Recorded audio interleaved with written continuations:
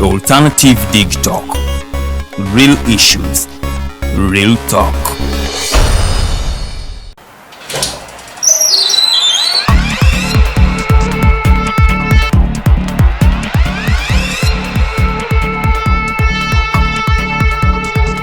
You have got to get up pretty early to go do something.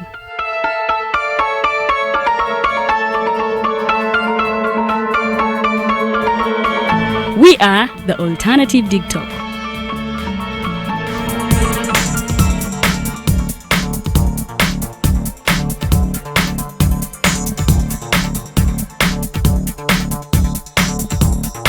With our mobile studios, we are redefining TV presentation just as technology is setting the pace.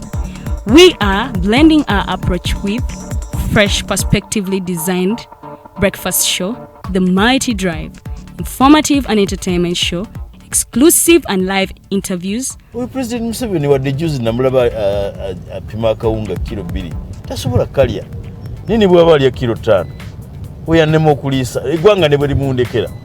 Njagala kwebaza the Alternative Dig Talk etuwadde kano ka Mighty Drive era n'abatuwuliriza bonna abali ku mikutu njagala basaba mugendo maaso n'okuwuliriza. All given to you just a click away on your phone, tablet, laptop and smart TVs as we are streaming live on our social media platforms, on the road and on the go. We are the Alternative Dig Talk. Hey Ugandans, I'm Lieutenant Colonel Dewa Kiki, the Deputy Defense Spokesperson and actually the Deputy Spokesperson for the Uganda People's Defense Forces. I was hosted on Alternative Dig Talk. I encourage all Ugandans that this is the way to go. Always watch, participate, give your views and ask questions on Alternative Dig Talk. Dig Talk, the way to go.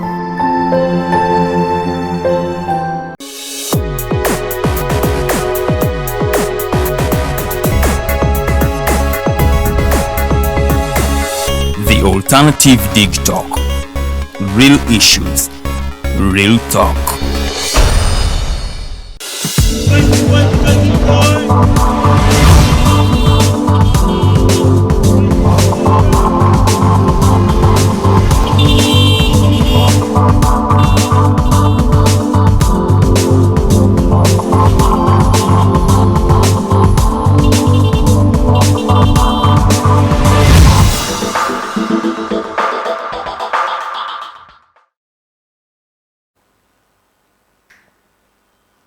Hello, good morning, ladies and gentlemen. You're welcome today to the Mighty Drive, yet another edition. It's the 9th day of December. It's the year 2021. I've already said every other morning that I appear here that I hope you check your, resolutions you had made and how far you have come, and maybe, realize the obstacles and reasons why you have not achieved the target that you had set. So if that is the case, you need to do some self-assessment, know what happened, what went wrong, and how better we can do that. Because this year is ending, we are getting into another year, and we hope that you're ready for the next one. So you're welcome today. My name is Regis Tuyabwe, and I am here today. You will be giving the updates, a little bit of a change.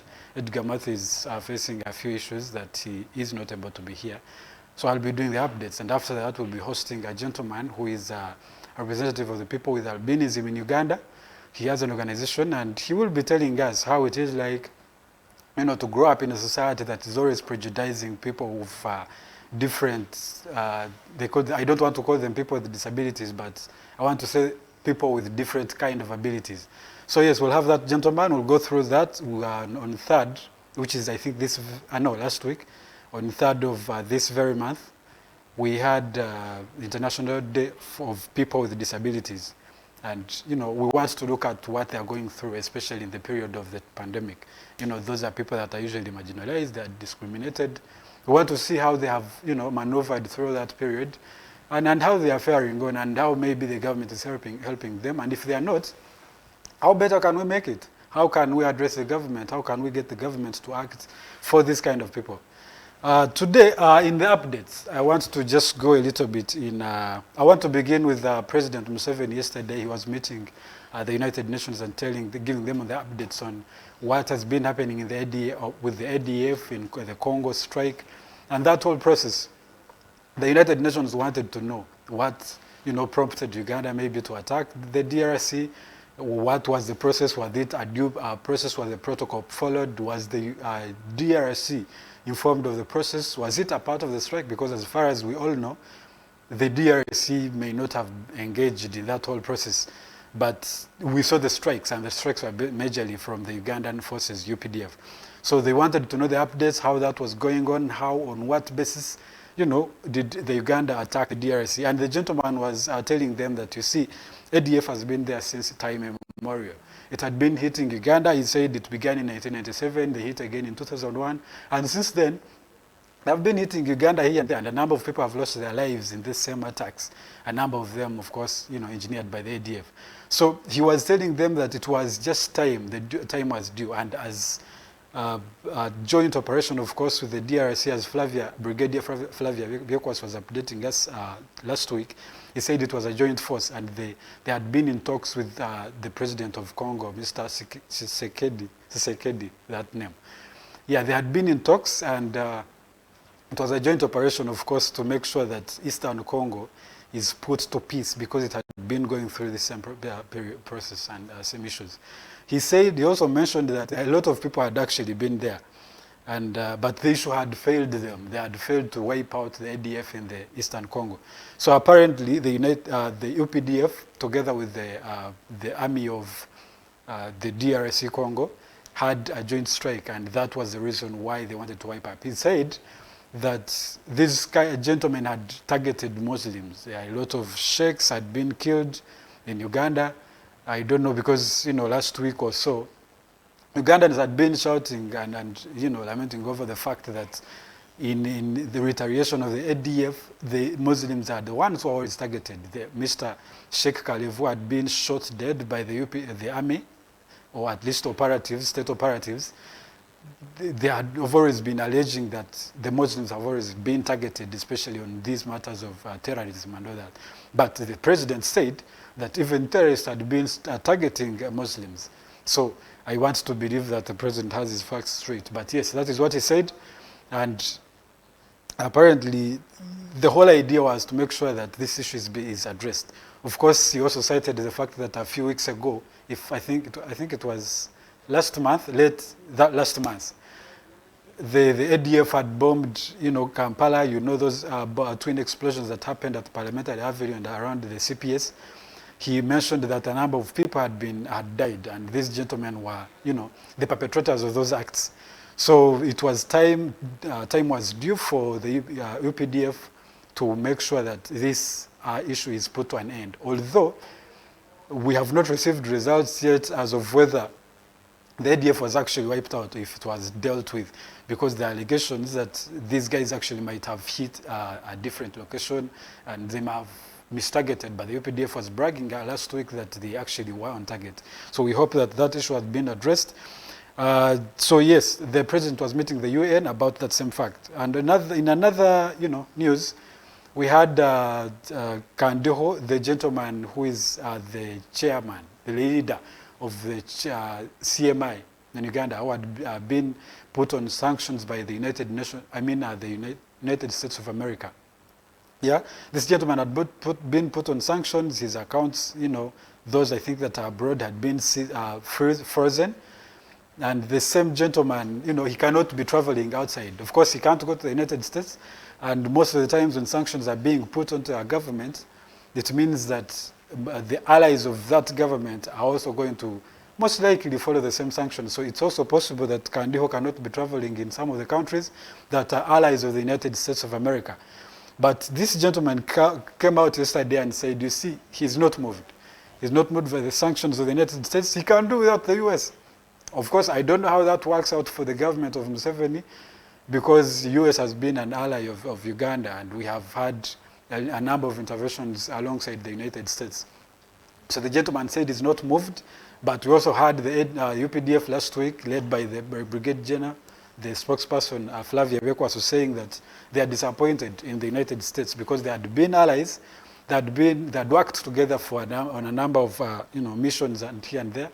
So them waking up and putting sanctions on a Ugandan, I think is a general, wouldn't be fair, especially given the fact that the whole idea of fair hearing was not followed, because this guy was not put into a due process of hearing his side of the position. They alleged that he's leading mass human rights violations, and for that reason they are sanctioning him, but they didn't give him a fair hearing to know whether he had actually been the one who had ordered and perpetrated the happenings of the violations of human rights of Ugandans.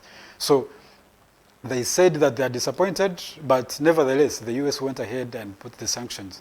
But the gentleman said, you see, we can still do what shall happen. The CMI was here without the help of the United States, and we shall keep going. So he is not moved. I just hope that our government is also in talks with the United States, because this could escalate. When this kind of sanctions are put up, that an individual is trying to have a big head, as some people like to call it, this is the country is probably going to be put on the sanctions as a whole. And of course, we don't want sanctions on the whole of Uganda. We don't want these other people to suffer as collateral damage for the actions of the other people. So it was a good idea as an individual, my personal opinion, I think it was a good idea that individuals, perpetrators of human rights violations, were actually targeted and they were sanctioned alone. Because sanctioning an economy as a whole, those economic sanctions, they are terrible, because we are in a period that is, economies have been hit by the COVID-19 pandemic. We cannot suffer, you cannot stand without the help of some other states. So sanctioning individuals straight without going to the whole economy was a good idea. So I hope that the government keeps in talks with the United States to maybe lift the sanctions on an individual, or to avoid the happening of the sanctions on the state as a whole. We don't really need that, especially in times like this. Moving forward, yesterday we live streamed the press conference of the PFT, and with its chairman, Ms. Kano Dr. Chiza Besige Chifefe. So Besige was doing a press conference on basically the idea of Uganda hitting the DRC, the ADF, striking the ADF. And this gentleman, of course, along with some number of Ugandans have been alleging, was saying that this could have been a hoax, it might have been a cover-up. It actually is a cover-up. That there is a number of issues that Uganda is trying to put across in the DRC, and they are, going around the image of we are striking the ADF. A number of Ugandans had actually been alleging that, you see, even the happenings of the strikes that have, the bombs that had been happening in Uganda have been state-engineered, of course, to get the justification for going to the DRC. A number of other guys were also saying that, you see, we have been stealing the gold and those natural resources that are especially rich in the eastern region, the eastern DRC. So they also say that the happening of those bombings was a justification to have the ADF, to have our ADF as a cover-up, so that we can go and do those looting as Uganda had been doing. Of course, those are opinions of some individuals. They are not proven facts, so I cannot say that those are facts. But yes, those are some of the issues that were talked about. And Dr. Chiza Besige was also saying the same, also citing the fact that in 2005, we had been found guilty of looting the DRC and committing a number of atrocities in the DRC, in the same region of the Eastern Congo. So he said that it wasn't a good move for Uganda to strike there, of course, with wrong intentions, unless, of course, they have the right intentions, which I don't know if we have facts straight. Of course, a number of people are not believing the government, what is saying about striking the Congo.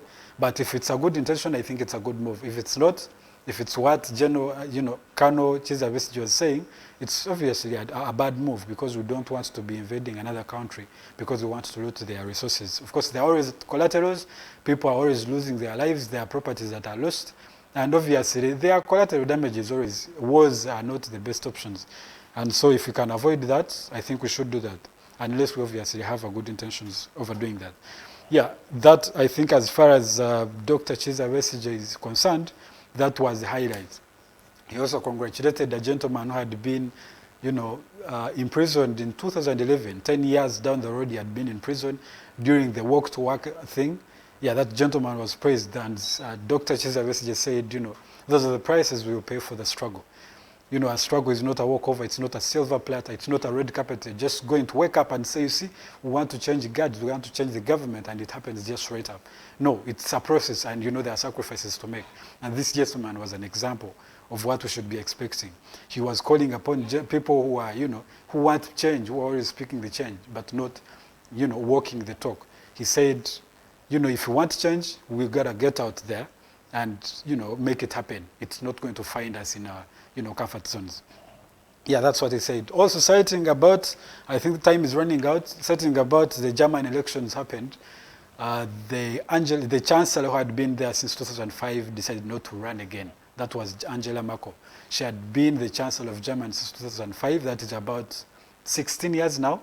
Yeah, she had been the chancellor of Germany, but she decided not to run in 2021. And the gentleman, Olaf Scholz, won. I think he also belongs to the party, Social Democratic Party of Germany, with the leading party was led with 25.7%, followed by another one of 24.1%. Another one had 14.8%, and the others that followed. It was happening, it was time immemorial. I really hope that some countries are also picking a leaf from these kind of acts. If a leader of a government decides to step down and say that, I have led enough, this country deserves another person, a fresh perspective, I hope we pick a leaf and know that we can have another person who has vision for the country. We have had a number of African leaders saying that, you see, chances are that this country is not going to survive without my visionary leadership. But that's not a fact. Uganda produced you who had been a visionary leader. And chances are it can also produce another person. And there are other people who are as much informed, who are intelligent enough to lead a country. So I hope that we borrow a leaf. And maybe the African leaders can also decide to step down whenever they feel the country is, it needs another fresh perspective. Or if the people will that they need a change of leadership. Leaders should be servants of the people, not the other way around. I've had a president here saying he's not a servant of the people, he's a servant of the family, which is not a right thing. I think a leader is supposed to be a servant of the people, not the other way around. Yeah, so that is what I have for you for the global news updates. Coming up is me and Omumbeja Lillian Lowede. We shall be interviewing a gentleman who's also the executive director of the Source of the Nile Union of People with Disabilities.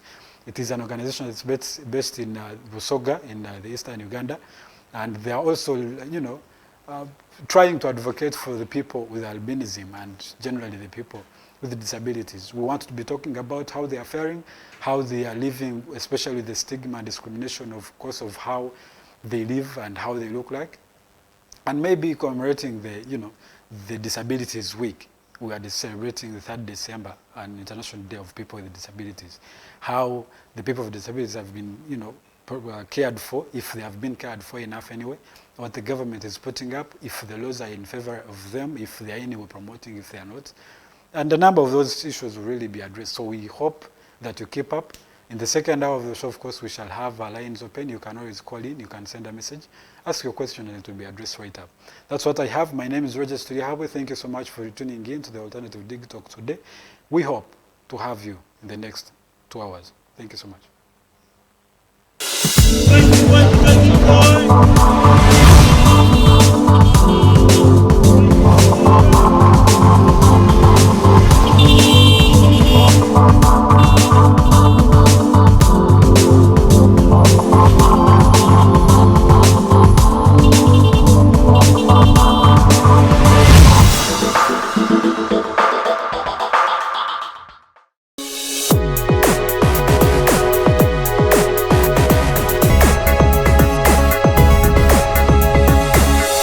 Alternative Dig Talk. Real issues, real talk.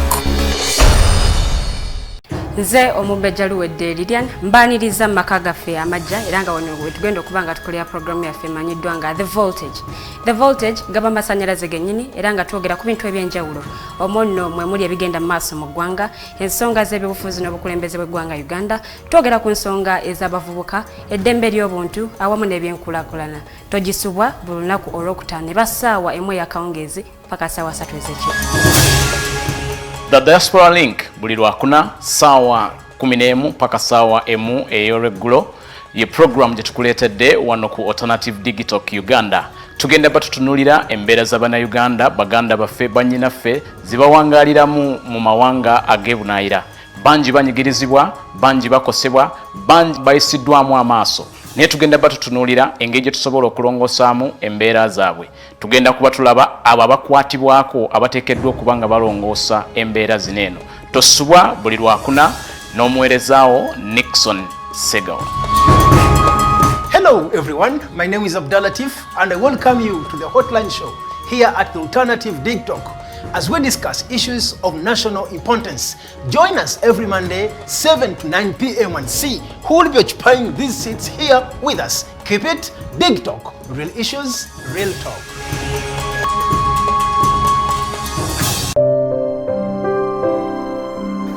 Hey Ugandans, I'm Lieutenant Colonel Dewa Kiki, the Deputy Defense Spokesperson and actually the Deputy Spokesperson for the Uganda People's Defense Forces.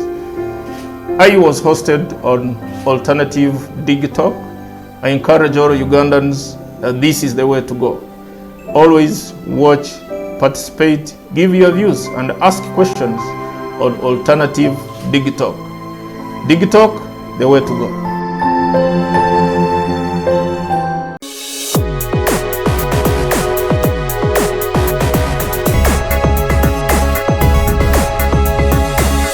The Alternative Dig Talk.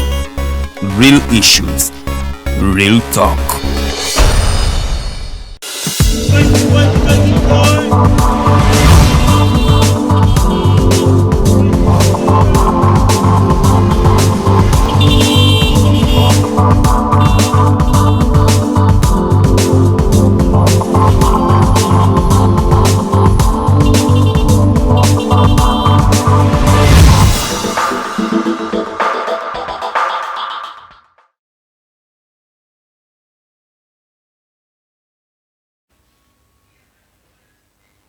Wasuze tago munanga ate atukeredeko ku Mighty Drive era nga nze omubejja luwedde Lilian ndine munange Rogers tuli hawe era nga olwaliro tugenda kubeera n'omwami Peter Ogik era nga ono munanga ate munanga alina ekitongole kyakulembera agenda kubanga ate akitubuulirako biki ebikikwatako kikola biki era mu kutandika kwakyo kyatunulira nsonga ki okubanga tekitandikibwawo byonna ogenda kubanga ate obifuna omwami ono agenda kubanga atogeta ku mudakiika ntono nnyo okuva kati twongere okubanga ate tuwayamu kimu bibiri atubuulire munnange abantu bano embeera gye bawangaliramu abantu abaliko obulemu embeera gye bawangaliramu butya bwe tuyinza okulaba nga ate munnange nabo tubafuula abantu ab'enjawulo because mu bintu ebimu obaoliawo babadde tebatunuulirwa nnyo banga nabo bennyininyini tebabyenyigiramu naye butya bwe tuyinza okukola okulaba nga ate abantu bano tubazaamu essuubi n'okubalaga nti munnange obulamu busigala bugenda mu maaso ne bwoba nga ate obaoliawo oliko obulemu obw'enjawulo era nga osobola okuba nga obwenyigiramu buli kimu bya bufuzi bya busuubuzi buli kimu osobola okuba nga ate okikola so tugenda kuba byonna tubyogerako olwaleero era gwe alina ekibuuzo genda butereevu ku Facebook page of the Alternative Uganda obeere nga ate okiteekayo mu comment section nja kubanga ate munnange nkisoma oba ekibuuzo kyonna omugenyi waffe ajja kubanga kiddamu kutegeeza kwetuli nnyo ku the Alternative Uganda osobola okuba nga otufuna ku YouTube osobola okuba nga otufuna ku Instagram ate nga ne ku Twitter kwetuli nnyo the Alternative Uganda gwe mukutu gw'osobola okuba nga ate otufunirako kansooke mbuuzeeko wano ku Rogers tuli habwe atuwadde amawulire mangi naye njagala ate munnange tugogereko katono nnyo ng'omugenyi waffe tannaba kubanga atwegattako kubanga ate twogera ku nsonga ate endala. Rogers wasuze oti? Bulungi tweyanziza amawulire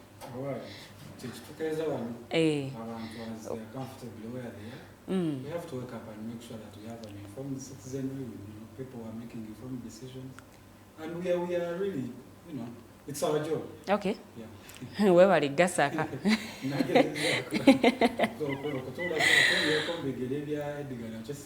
Okay.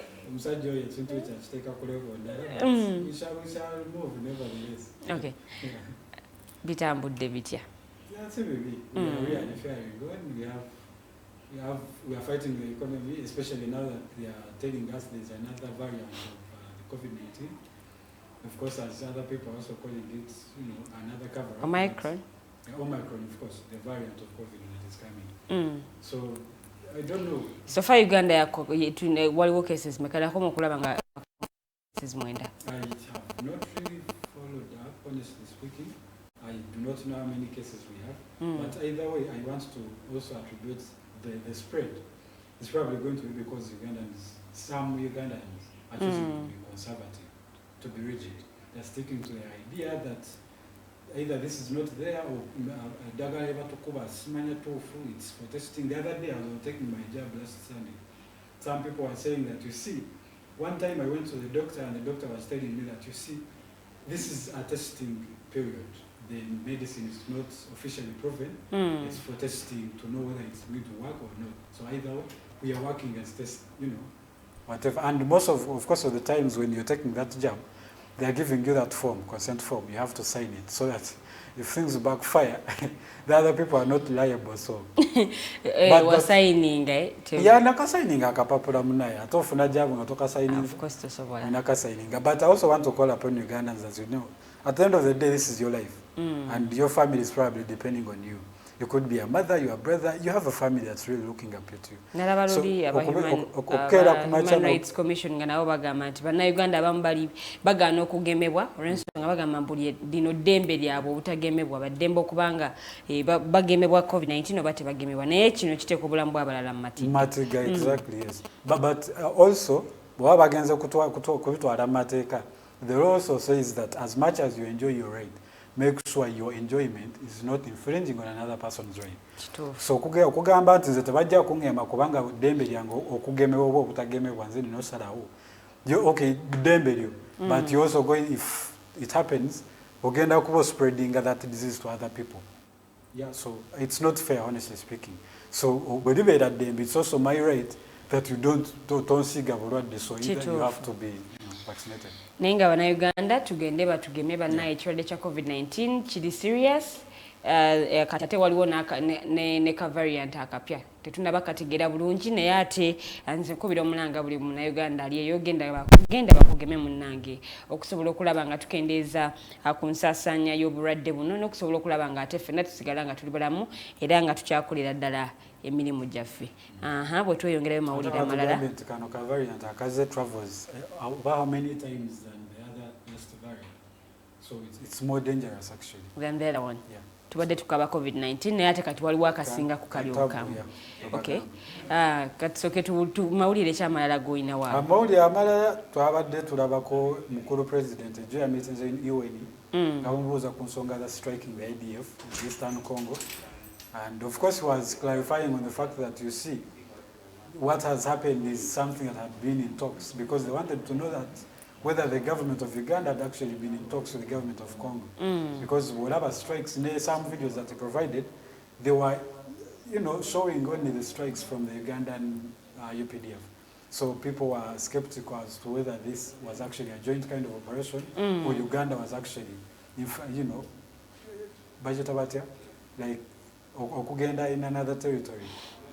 Bagenzeyo ku lwabwe nga trespassing on the territory of the DRC.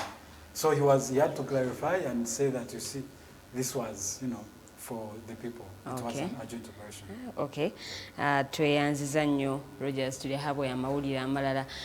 So far tugenda kubanga ate twogera ku nsonga ez'enjawulo, tugenda kubanga ate tuzogerako olwaleero. So gwe wenna alina ekibuuzo kyoyagala okubuuza omwami Peter Ogik, genda butereevu ku Facebook page yaffe The Alternative Uganda. Ekibuuzo ate okiteekayo mu comment section, ngenda kubanga ate nkisomera ddala mu ssaawa yaffe nno ey'okubiri. Ojja kuba n'omukisa ogukuba essimu mu studios butereevu obuuze ekibuuzo n'oluvannyuma omugenyi waffe ate abeere nga kuddamu The Mighty Drive ye program gy'oli mu kulaba era nga mukadde kano ngenda kubanga nnyaniriza omugenyi waffe olwaleero asooka alamuse nate kuba tulaba then tutandikirawo program yaffe mu bujjuvu tusanyusa okulabako ssebo. Nange nesiimye nnyo okubeera ku mpewo wano nesiimye nnyo it's almost making I don't know how beautiful December is okuwanga ate mukyazeza mu December again.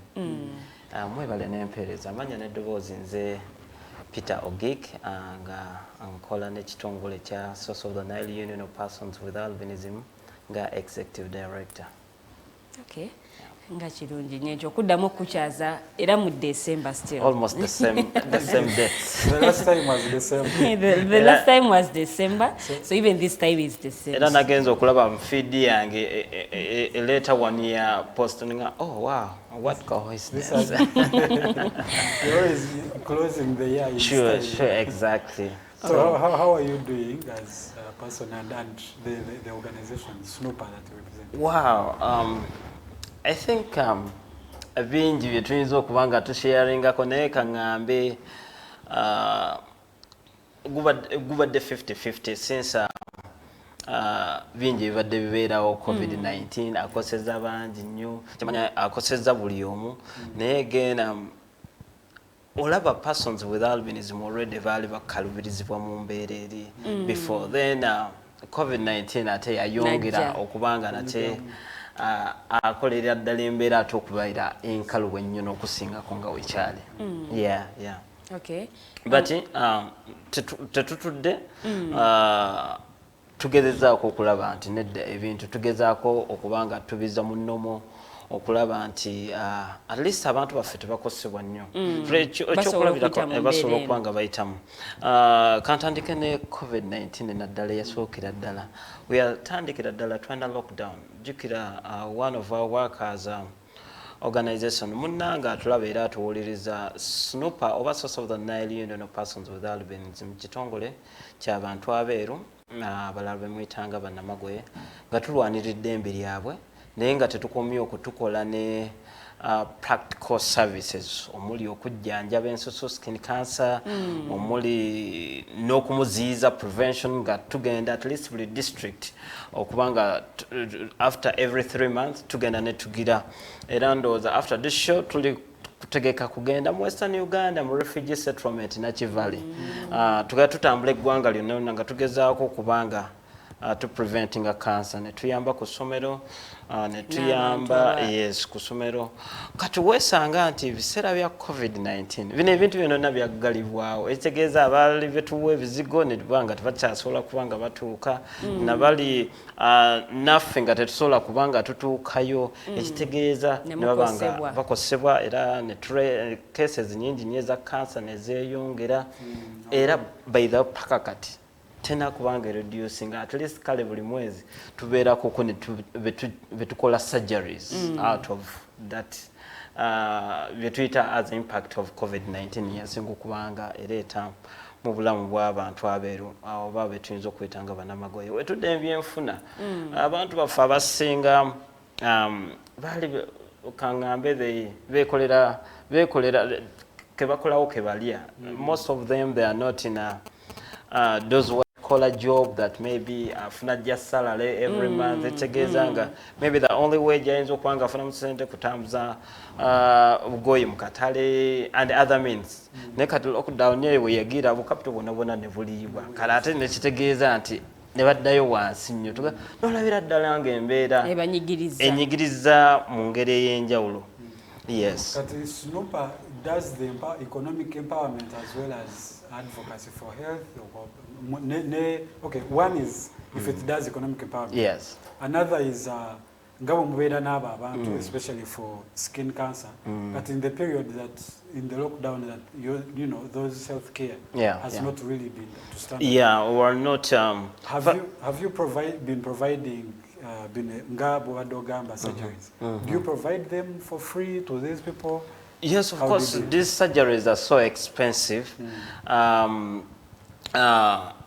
very expensive, most especially to our people down there. You may find that it costs lots of money for one to get surgery of cancer. You know, to get that skin grafted, the skin to be grafted, to remove those lesions, then you graft the skin. It's really so expensive, and it needs a lot of expertise. Mucho kati chibera cha sente nyingi nnyo. Then as an organization, that's one of our obligations. We do that. We provide free services. We provide free surgery with support of our partners, friends, and well-wishers. Katinga gonoga, okay, nze kusajjara yoli njateekako emitwalo 10, njateekako emitwalo 5 asobola okubanga afuna obujjanjabi bwe yeetaaga. So kat that what has been done. Then waliwo kyobuuziza ku economic empowerment. Yeah. Of course, SARS nonga n'omuntu nga tanakubeera economically empowered. Of course, that has been one of our thing, because one of our core value, our core area of operation is economic empowerment. Twagana tulaba abana abantu betengeredde bakola mu byenfuna, and twale tukola kwekyo nga we train them on how to manage different businesses, but that's after finding what kind of business would you want to do.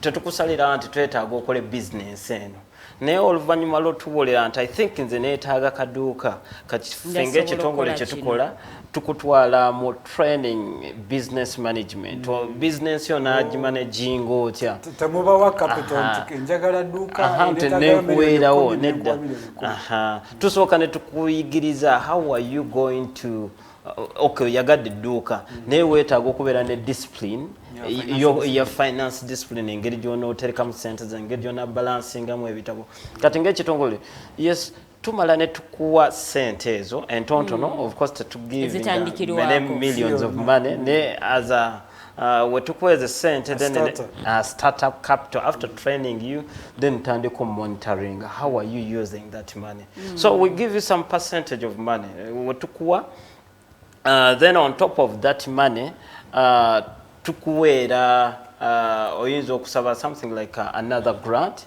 nenga this grant can be refundable but without any magoba on it or any profit on it. That's for extensive yeah, that's after for example tubanga tutodde maybe tukodde otandiseyo kantu katono tukwadde akasenta katono oguzeni wegula biri kugira and you're so promising tugamba okay tinzo kuongezaayo ko maybe emitwalo 5 oyongezeemu then oluvannyuma lwa bango bakatinga oba maybe myezi 5 otuddize ze sente tusobola okubanga tuziwa omulala naye nga tekuliiko magoba and this is as an aim of economic empowerment naye kati feedback zetwawulira during covid zine sente zaaliibwa abantu baddayo embeera neddayo kati mulina kutandika buto kutoola kaba aba investing ebintu ebitakosebwa in covid-19 naye kati nga tuvuddeko ku ekyo we are trying to do now scaling okuwa abalina skills ez'enjawulo okubanga bakozesa their skill to get money to be sustainable. Covid yona tuyigiriza kati n'embeera zino zetulimu is not only kubeera mu class that amagezi ag'omu class gokegayinza obeera n'amagezi ag'okumutwe weetaaga kubanga tuna abaana kati nabo they do some videographies n'olabanga at least ka weekend abeera akakolo ng'asobola okgenda n'ayiiya so mubagattako ne skills ez'enjawulo tulina abaana bakuba band tuna band by the is called SNUPA band in fact nange mwenyimbira though sometimes nkola single singing. Yes, I do sing. So kati echo nacho kiraba nti at times babaita ku mikolo era abana yombeera n'emikolo yes, they can come and perform to you and enjoy the music always, and the message of our songs are so, we summarize them as edutainment. They teach you, but at the same time you enjoy them. Kati tugenze nga tubongerako ko ebirungo kulaba nti no, we have to give moral skills nebirala, but that's in economic empowerment. We need them to be economically sustainable. Then okusoma kunatandika tulabe nebyensoma bigenda kutambula biki so okusomozebwa kikwe mwakasanga.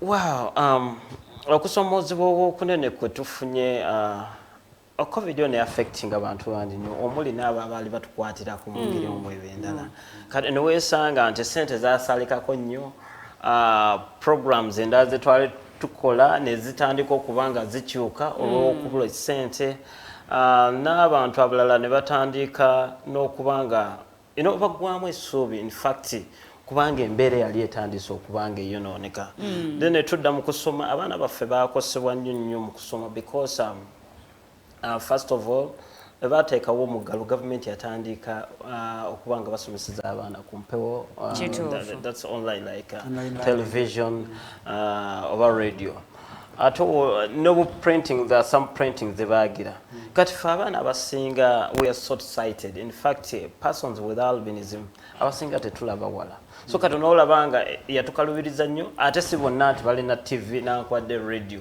kati kino nekibanga kibalesinga bali mabega nnyo ate ne printings ze baakozesa nga butono nnyo bunyigirivu tebasobola kubulaba bulungi kati okwo kwali kusomozebwa kwa mwanyi nnyo okwatwanga ekitongole obutalekayo bantu baffe netandika okuba nga tunoonya ssente netandika okuba nga tugula solar system oba radio nenga kuliko solar system tugamba abeere nga kamuyambe eyo mu kyalo gyali okumulisiza oba okurevisinga ebitabo but at the same time awulirize maybe programs eziri ku radio kati era twagezaako okulaba ekyo in fact ekyayambira ddala abaana baffe tujjukira bino byatandika nga abaana balala banaatera okuba nga bamaliriza and as a result that tulabye abaana baexcellinze twasobola okuba nga tufunako kale abaexcellinga mu senior 4 P7 n'abalala like netufuna ne graduates bangi nnyo be twafuna I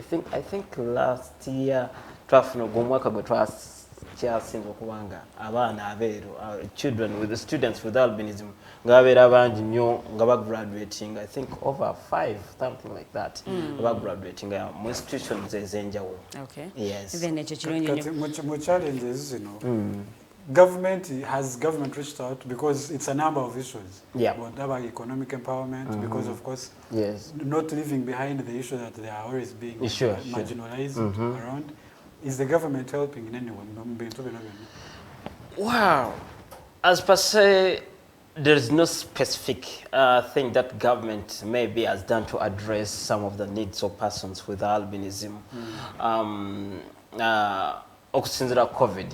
In fact, tuligezaako nnyo okubanga tubaleeta on board. We tell them that as you're planning, please, fena we are working under the SDGs with a slogan of leaving no one behind. And if you're to see and if you're really to target and to achieve that, you should start with those ones who are farthest behind. Who are mostly affected. Yes, who are mostly affected. And if you to think those ones, we may say that persons with albinism are one of the most vulnerable people in the country. Not only vulnerable, but they're stigmatized in one or the other. So every programming, I know there are some other programs that government say, okay, there are different programs that you can benefit in. But sometimes when tuwanga tugenze programs ezo, twesanga nga atera tulekibwayo emabega tusindikibwa nedda mwendooza mulina ebyamwe ebiri special, and at the end of the day you find that we lose. That's why we continue to appeal the government that yes, as you're planning kwanga mpulira ntegeka nyingi nnyo musosowaze also persons with albinism. And of course you may not know their needs if you've not included us to bring us on the table. Tonza tegeera kiki enjagala nga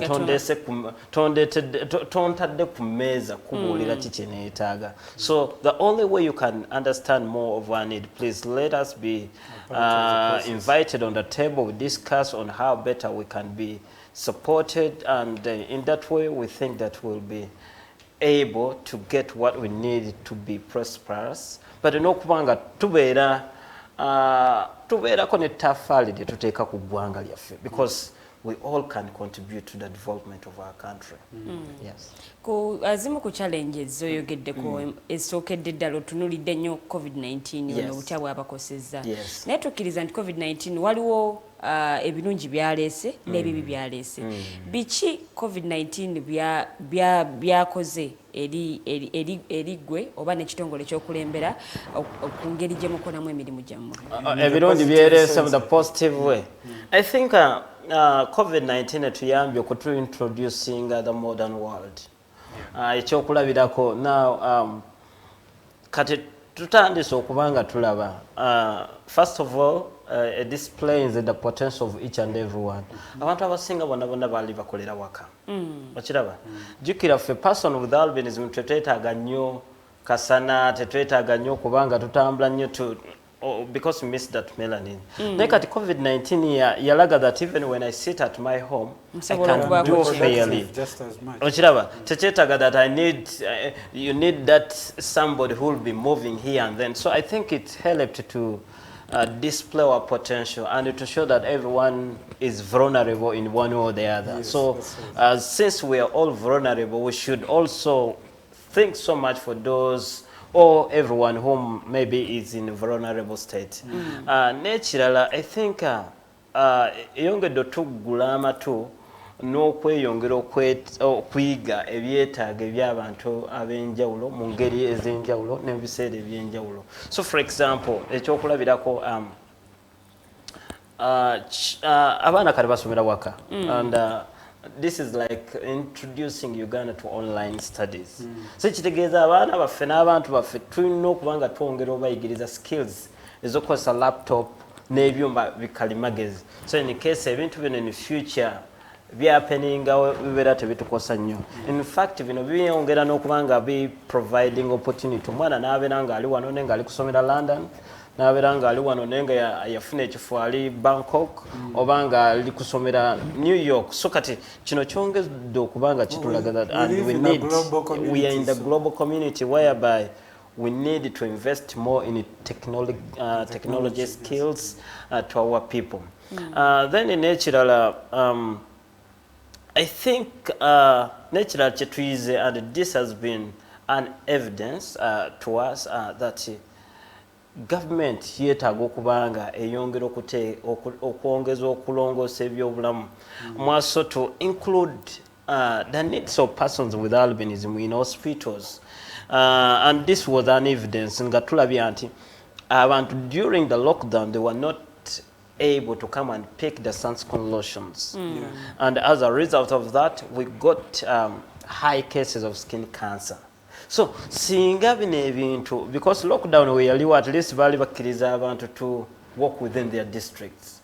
So that means that if maybe these items were included in those districts, we would have not got those high cases of skin cancer. So for us, it gave us opportunity to prove to the government that there is need to include the needs of persons with albinism in healthcare units, such as the simple machine like cryogun. Cryogun, this is a small machine that used to freeze the precancerous cells. Because when those precancerous cells are not freezed, bimala ne developing skin cancer.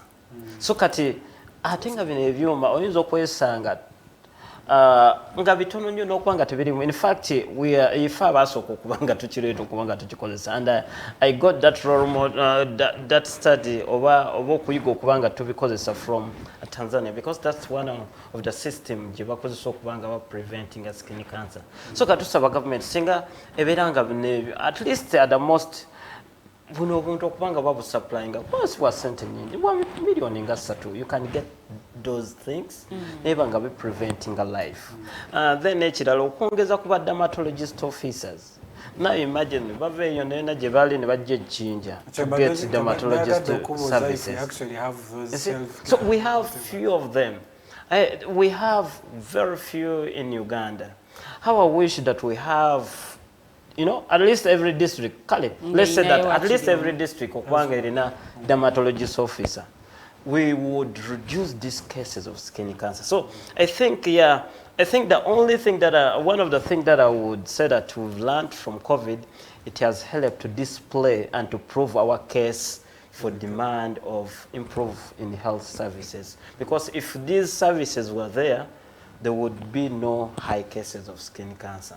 Then in Nekusomero, it has displayed that we are the most affected one. So they need to design a very inclusive a system that benefit each and everyone, because it's a right to education. It's everyone's right.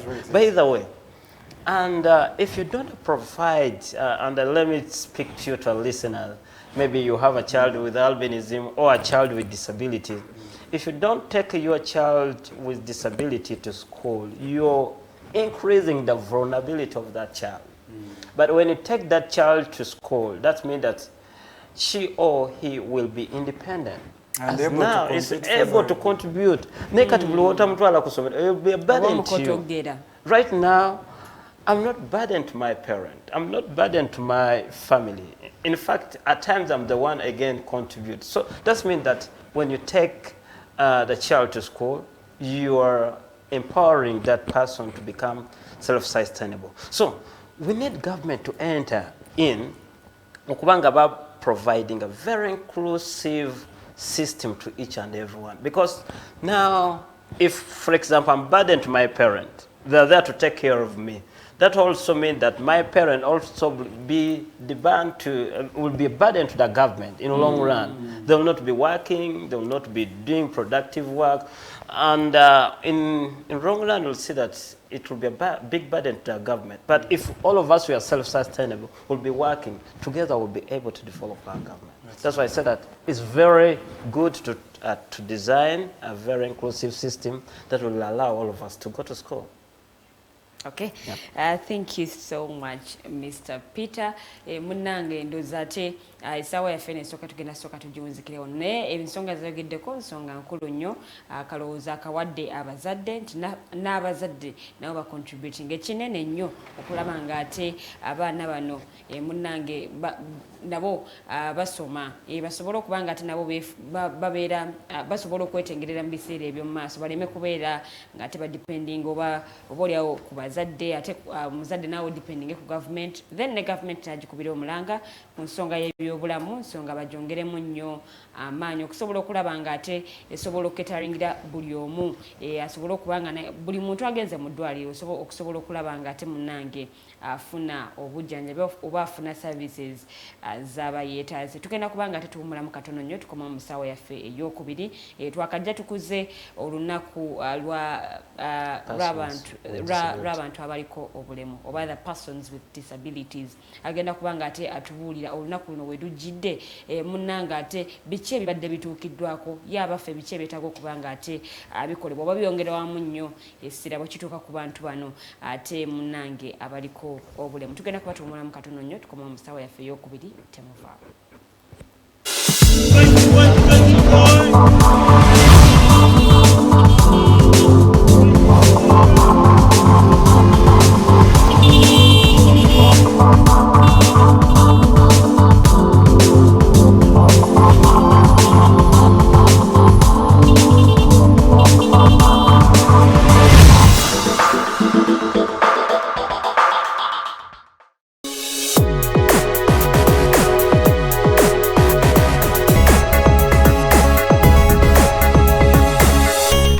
Alternative Dig Talk. Real issues, real talk.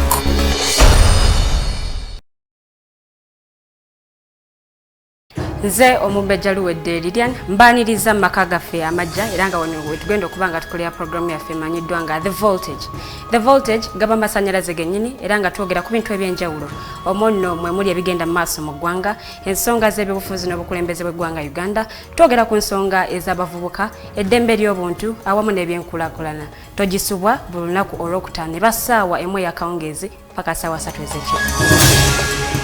The Diaspora Link buli lwakuna ssaawa 11 paka ssaawa emu ey'olweggulo ye program gye tukuleetedde wano ku Alternative Digital Uganda. Tugenda batutunulira embeera z'Abannayuganda, baganda baffe, bannyinaffe zibawangaaliramu mu mawanga ag'ebunaayira. Bangi banyigirizibwa, bangi bakosebwa, bangi bayisiddwamu amaaso. Naye tugenda batutunulira engeri gye tusobola okulongosaamu embeera zaabwe. Tugenda kuba tulaba abo abakwatibwako abateekeddwa okuba nga balongoosa embeera zino eno. Tosubwa buli lwakuna n'omuweerezaawo Nixon Segawa.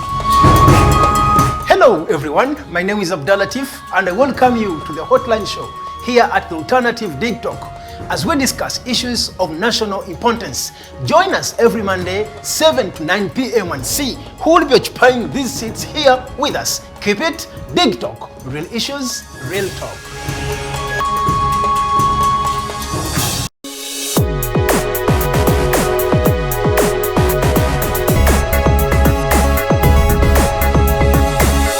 The Alternative Dig Talk. Real issues, real talk.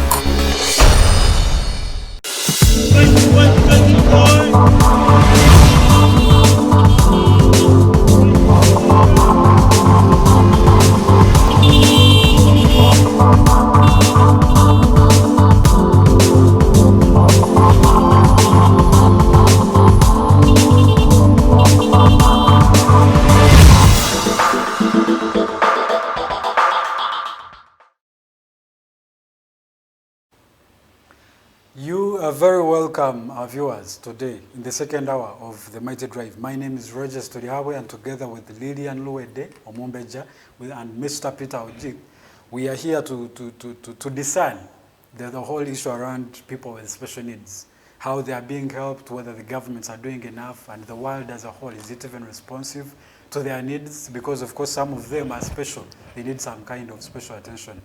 So is the government doing enough? Generally, over 1 billion people worldwide, yes, which is about 15% of yes, all people, have a certain form of disability. Yes. Sure. So, and they have increased over time because now chronic illnesses have been springing up because of the whole, the health system has really been affected, especially in the pandemic. Do you think the government, the world, and Uganda in particular, is it doing enough to avoid this kind of thing and even to pay attention to the needs of these people? Oh, thank you so much. It's such a good question. Honestly, pandemic has increased the rate. So you find lots of cases of mental health challenges and word stress, depression, and all as those are kind of other disabilities that we do have, and we some of the disabilities that are coming on high rate. Yeah, the question is government trying to do something about it. Okay, it's a good question. So I'll give my point of view, and these are very independent opinion. Yes. I would say, the government of Uganda is trying to do what they can. Throughout the start, they were not that much, but I hope maybe they want to learn more on how better they can do the better. Yes. So far as I speak, by the way, we've just celebrated International Disability Day. On the 3rd of December. And the theme was in line was almost what you're saying, that fighting for rights in the post-COVID era. And another thing, they were looking so much, they were looking the invisible disability. Do you know there are very many invisible disabilities that you cannot just see with your physical eyes, or that you cannot just feel, and those are the kind of disabilities that they are targeting so much, raise awareness about them, like those of mental illness, no other kind, epilepsy, and there are very many kind which I cannot break them down now, but those are the kind of disabilities that they were like, they need to create awareness and how better we can target this kind of their needs.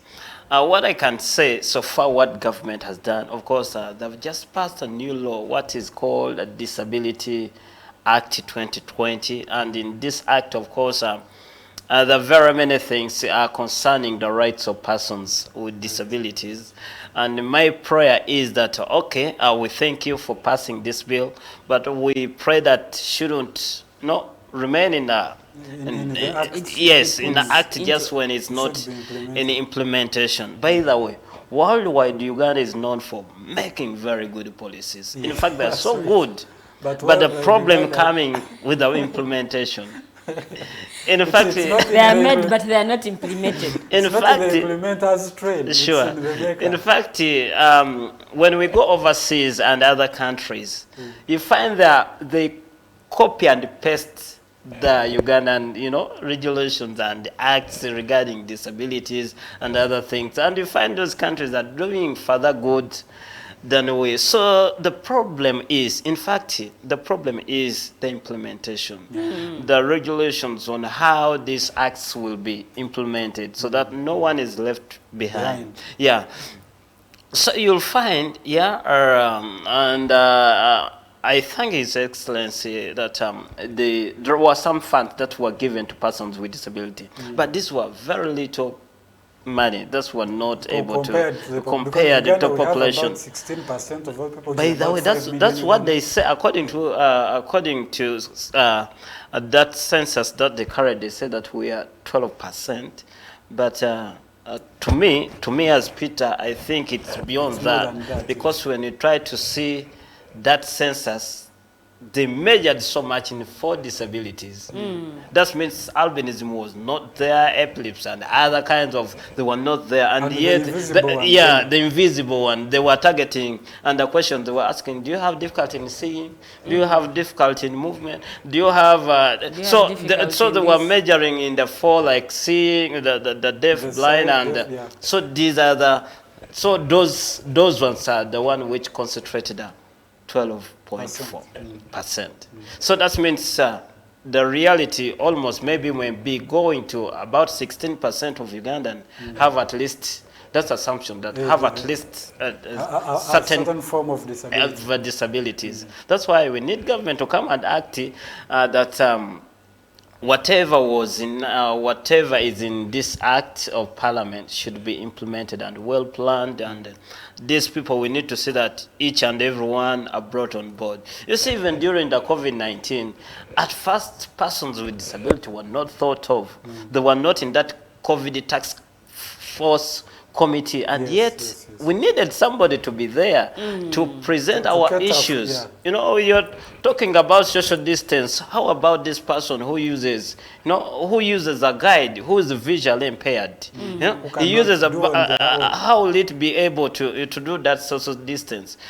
You find people during curfew hours batuuka okukuba bakuba buli omu tebategedde oli bagenda okuba nti oba muzibe oba alina. They don't take that time to question or before they can somebody. There was one case, one of our colleagues yakwibwa amasasi mu ngeri ng'eyo. He was a deaf nga tawulira, omusirikale n'amuyimiriza wewe simama ng'oli tabitegeera.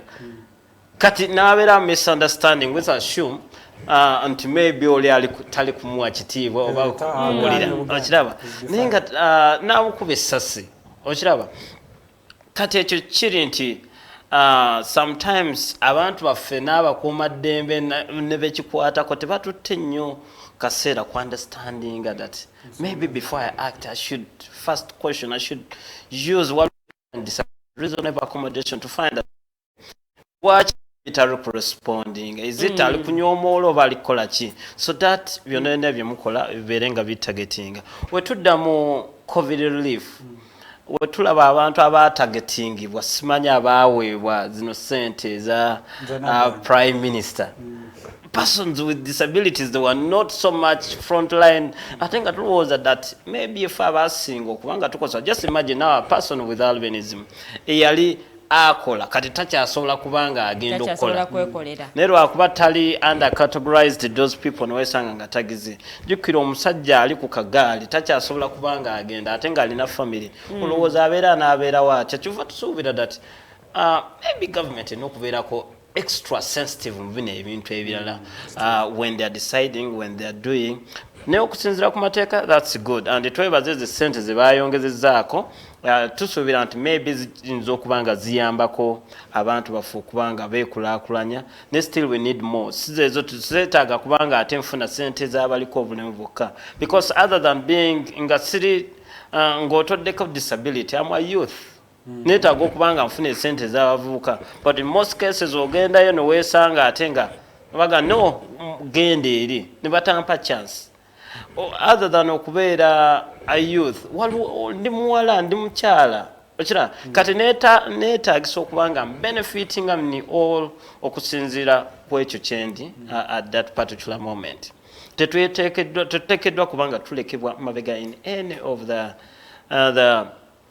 issues. Twebaza n'ekirala and for many years tetubadde na minister alina disability ngali ministry eyo. Okiraba nga kibeera kizibu nnyo. It becomes very hard to think for me. Tulina enkola yaffe gye tugamba nothing for us without us. Goyinza okugamba that katujje tubateeseze gwoligenda kunteeseza emmere gyesiirye ndeeta ku mmeeza nga nti nze kino mpoomerwa akawunga n'engege omuntu ategeera nti Peter ali akawunga n'angege that is it naye gwogenda okunteeseza nyinza okuba nga nakyusiza so kati twebaza that at least ebbanga libadde ddeni nga tetulina minister era wazze at least there are some other change kyova olaba ebintu birigenda okuba nga bikyuka there are some other nankwadde nga minister n'ata oluusi agenda n'asuula kooti y'abaminister n'atandika okuba nga demanding for some actions to be done. Kale tusaba in brief kyenyinza okugamba ku ekyo situation sijja kugamba nti yennungi ennyo but it's promising but we pray and we ask for more. Twetaaga more trainings mubasawo abatujjanjaba babeere ne skills ez'enjawulo even of sign language interpreting. Kati ogenda okwesanga nga tewaliwo privacy omuntu alina hearing impairment be bayita ba deaf babeera tebalina that oluusi waliwo ensonga ze zayeetaaga okunnyonnyola omusawo naye weesanga nga ate agenze n'interpreter etegeeza privacy ebeera teriiwo maybe atutta omusango ku poliisi nowa poliisi tewaliwo amanyi sign language interpreter so kati twetaaga in all institutions eza government zibeeremu sign language interpreter ng'otudde ku ekyo abakyala abazaala weesanga nga ebitande bazaalira bimpi manya tebakkiriza biwanvu nnyo tebakkiriza kubanga babigendamu okiraba jo waliwo olukuŋŋaana lwe twabaddemu omu n'awa case study n'aga that we yagenda okuzaala abasawo baamuteeka ku kiwanvu mukyala mumpi baamuteeka ku kitande ekiwanvu n'amugamba walampa ogenda ozaala omukyala yali agenda zaala tugenda n'atandika okumusumuza n'ayogera ekigambo ekinene nnyo nga kino kyekikulema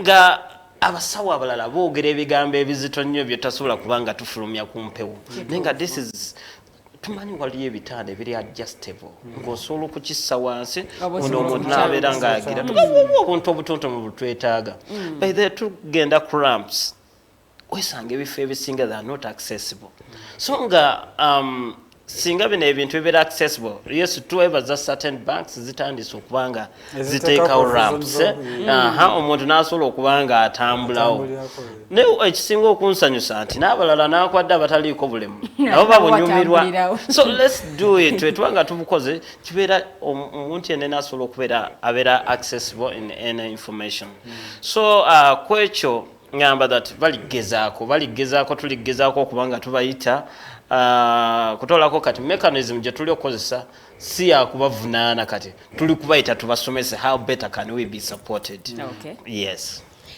Osobola okubanga ate tukubirako obutereevu mu studios MTN eri 0789017145 oba 0759132310 ennamba za studios ezosobola okubanga ate okubako butereevu 0789017145 oba 0759132310 zenamba zisobola okubanga ate okubako obutereevu mu studios n'obuuza ekibuuzo omwami Peter Ogik ate nabeera nga naawe akuddamu abakomenti nze ndaba nga comments wezirinyo ngenda kubanga ate nzisoma omugenyi waffe ate asobola okubanga aziddamu n'ebibuuzo bimubuuziza agenda kubanga byonna abiddamu nga tetunabakunze ka show yaffe ey'olwaleero leka nsooke nzireyoko ewa mwami Peter twakamala okukuza olunaku lw'abantu abaliko obulemu naye olunaku luno we lujjidde biki ebimu ku bibadde bituukiddwako ebintu ebituukiddwako bye tuyinza okugamba ati okay bituukiddwako manyisa kati tuli kuva mu eri state y'okugamba that lamenting because lamenting si kyo kyokka ekisobola the CS loving question kyova era naali kugambye that government tuligezaako tumanyi obuvunaanyizibwa bwabwe ne tuligezaako kubanga tubateeka ku table how better can they support persons with disabilities. Kyenyinza okugamba nti kyetutuukiddwako ebitonotono tugezezaako okwongera okusomesa abaana. We have now technicians with disability, tugayangawo ba technicians mu computer, tulina ba doctors bangi, basawo abasawo nga basomesa n'abasawo nga ate bajjanjaba. Tweyongedde okulaba nti at least abantu bagenza okuba beeyongedde okubeerako somehow empowered. Okiraba nga basobola okuba nga bavaayo beeyogerera like Peter nalisobola kubanga njijjanga wano nekati right now I know my rights and that's why I demand them. I know that I'm not asking for a pity, I'm not just begging, but I'm asking for my right because it's God-given right. Kati ekyo omuntu abeera nga ategedde rights ze abeera n'obuvumu obugenda okubanga afuna okira kyobulanze kati tewaliwo office kasantegeera that I'm on the right track manye ndi mazima tewaliwo office asobola kubanga nnyimiriza wekibanga I know that I'm acting on the way ngendayo nenkusaba era nenkubuulira okusinzira ku kino na kino na kino etteeka limpa eddembe lyange okubanga nsaba kino okira era embeera nankwadde nga ngenze wa minister mugamba kino na kino na kino because I know it's my right.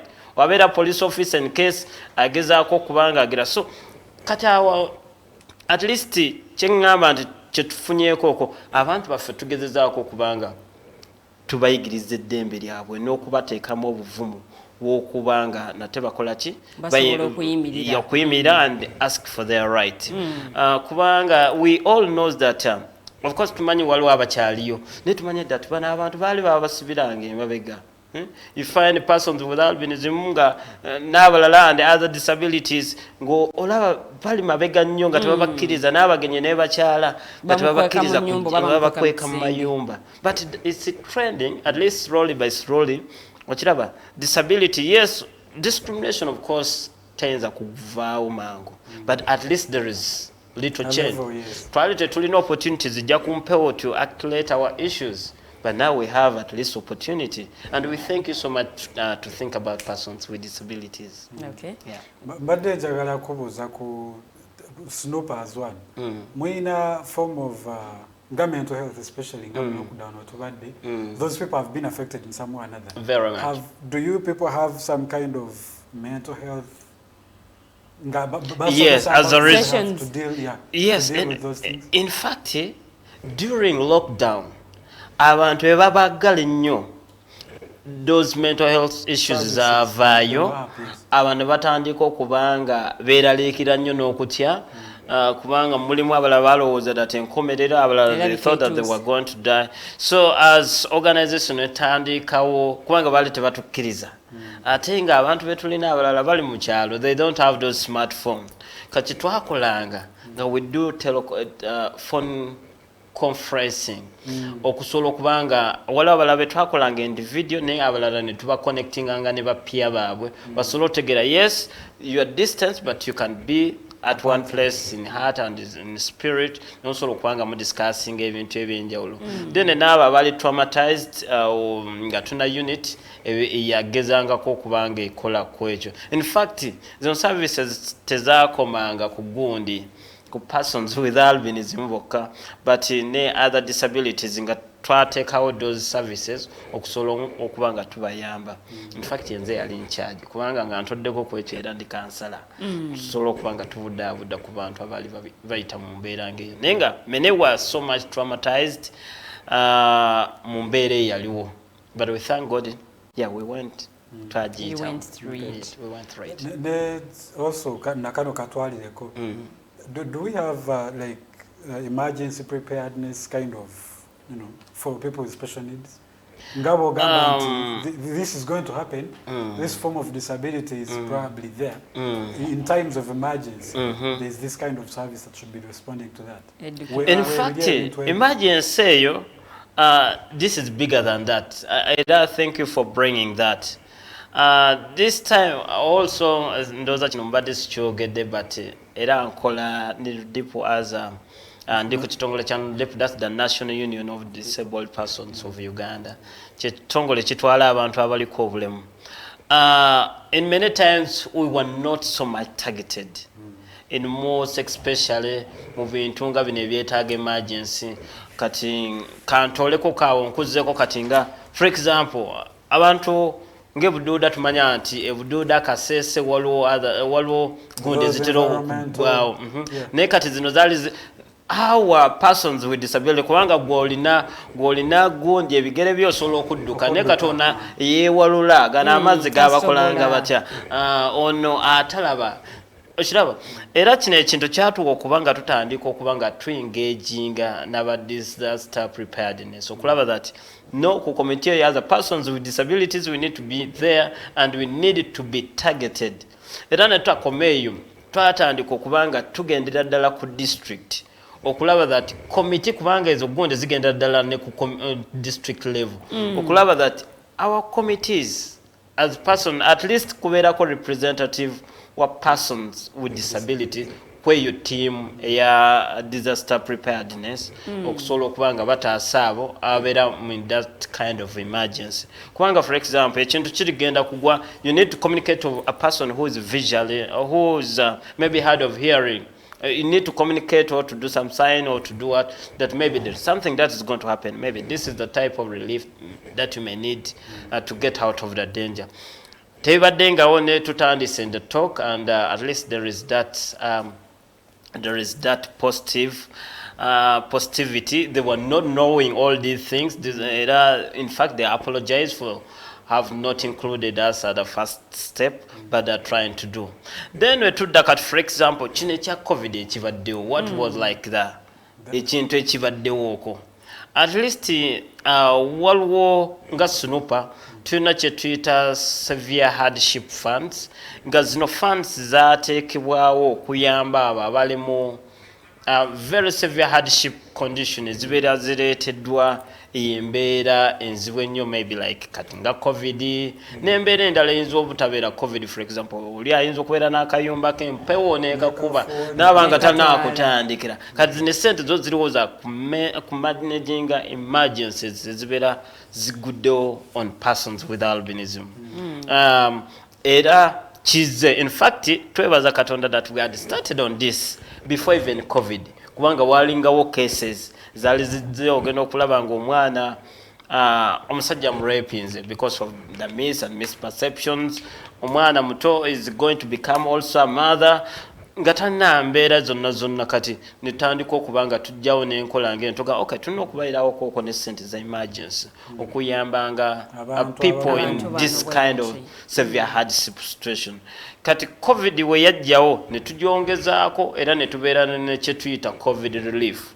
Era covid relief twagamba okay government maybe tetufuddeeko mu bwangu ennyo netandika okubanga tugulira abantu baffe emmere tubagulira zi masks tubagulira zi sanitizer n'ebintu ebirala. Covid relief yali for people with albinism. Yeah, that was for persons with albinism. Then at deep level, of course, we cannot supply all persons with disabilities in the country.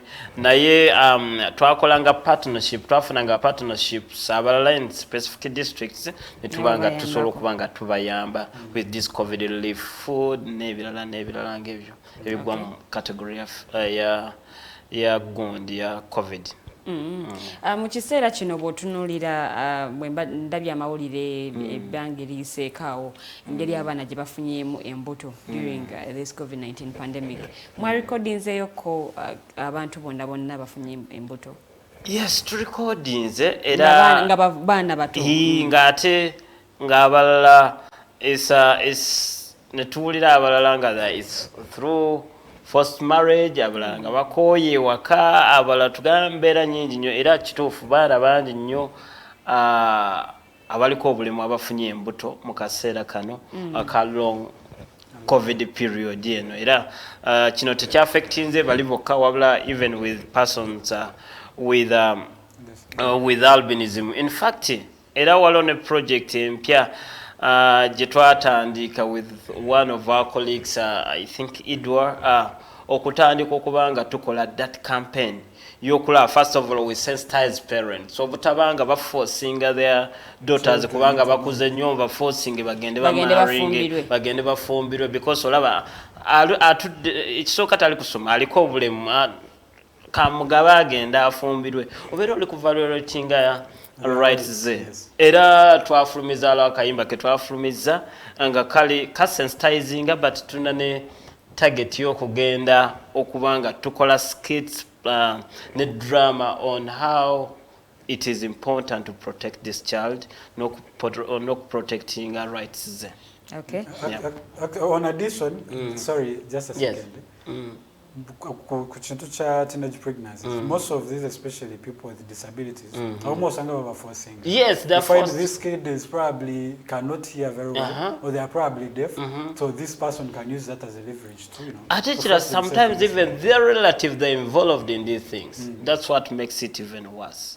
That the relatives are playing a big role sometimes in this kind of. Nolabanga abaana baffe bambe tebanaaba ogerero ogenda okwesanga maybe it's uncle yakikoze tamulopeyo amuwoniza amuthreateninza okumutta tugenda ekintu nekibanga kigiriddeawo oluusi wa ku kyalo in fact nga bamutegedde naye ate ne batya gude tunamutwala tutya gundi tugende ba ending nga tunamutwala tutya ku police tugende ba ending nga ebintu babimaliddeawo ne beerabira nti future y'omwana ono babeera bagisse ate tumanya obaera afunye n'endwadde n'ebintu ebirala ng'ebyo so kyova tuvumirira nnyo ebikula ng'ebyo and that's why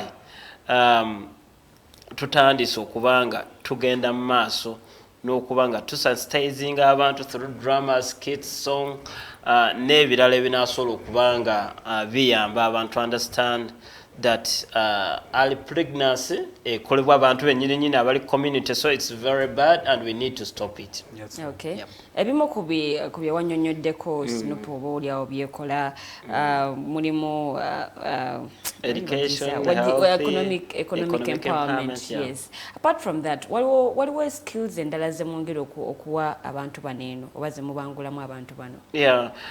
Skills apart from that tugezaako nnyo giving skill tugezaako nnyo okubanga tusooka ne tufuna interest za individual kubanga tetuyinza gamba that tukuteeke ku camera nga tonna that passion.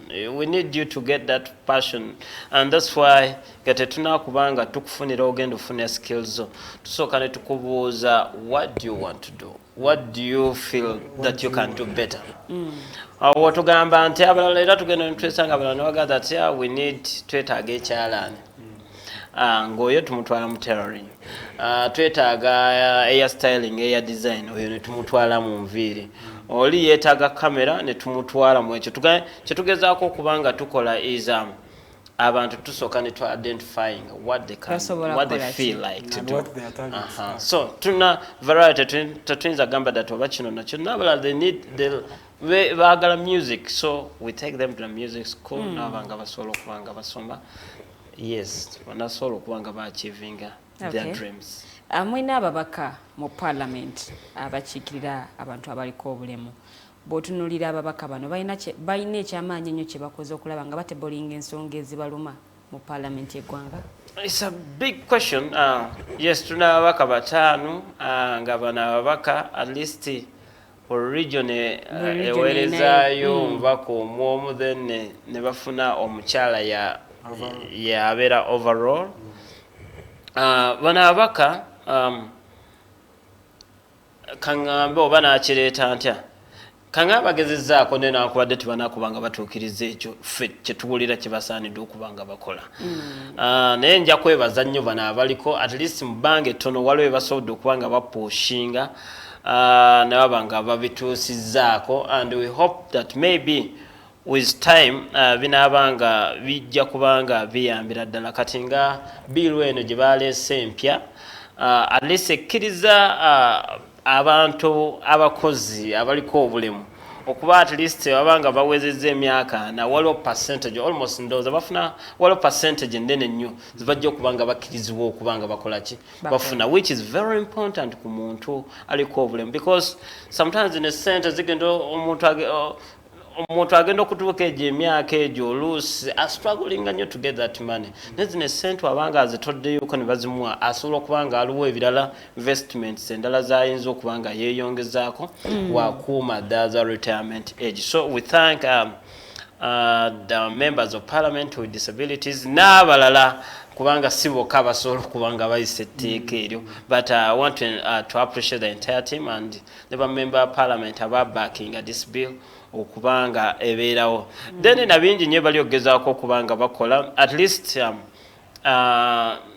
bano abaka abaliwo baligezaako nnyo okubanga time to time consulting they consult from their constituencies to make sure that at least baga kino kyo kiri okujja, but what is your thoughts?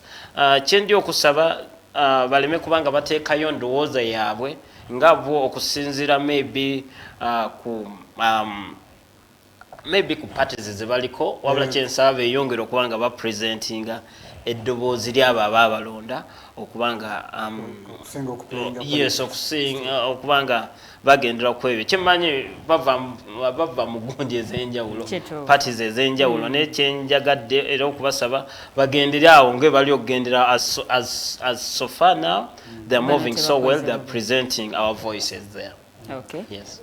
Speaking of the parliament and all, we experience a certain form of discrimination, very especially much in employment. When, for example, there's a hiring, process in a certain company, chances are that all people will bring out the application, and a certain someone is going to come with some form of disability. Most of the times, these people are actually discriminated against. Very much. We cannot be hiring a visionless or a person who is visually impaired. So, how do you deal with this? Because we have the Constitution, Article 21 talks about. Yeah, it speaks about discrimination against PWDs. How do you think we can deal with this kind of thing? In fact, tutandise nakyo tutandise okudealinga na kino ku first of all government institutions themselves, because we need to see that persons with disabilities are given chances equally, just like anyone. As long as I have byonna bye mwateeka mu kirango kyammwe, mwateekako mwetaaga alina degree weti anakolfu njirina, mwetaaga alina experience weti njirina, mwetaaga tumwangambako ku birala. As long as I have those tetwetaaga mulema oba aliko obulemu. Kati obanga twakiteekako saagaddwa ate okimbuuze wali wendabanga nasobola okufuna that degree kitegeeza byogenda okusoma byogenda okumpa bikwatagana degree sobola okubikola tewali kyesisobola ojira kati kyetuli okwagala kati awo kyetutandise okubanga tukola ekyo okumakinga sure tandise okubanga tutambula. In fact we have that gundi gyetandise okubanga tukola aba civil service commission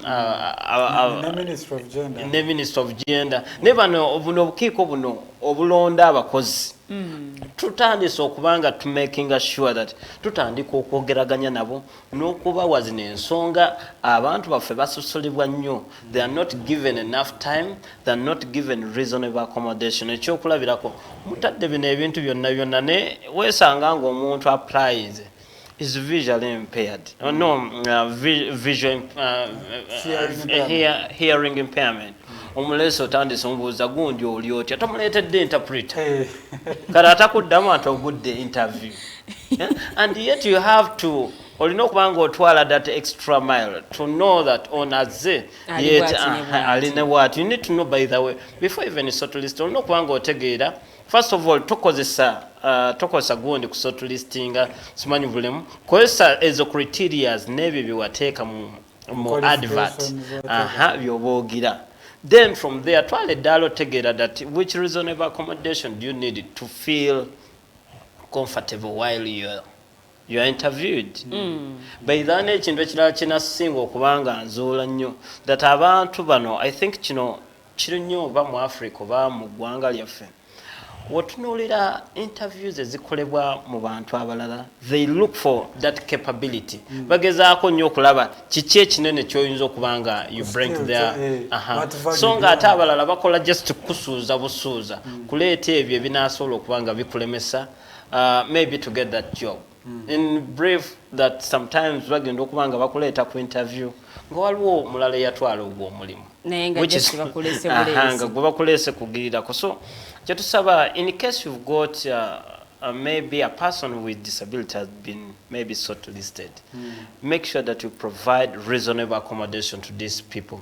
And those are kind of sensitizations that turn this okubanga tukola no Kiko Service Commission obuleta abakozi mu districts ne mu cities of making sure that kuliko a person with disabilities.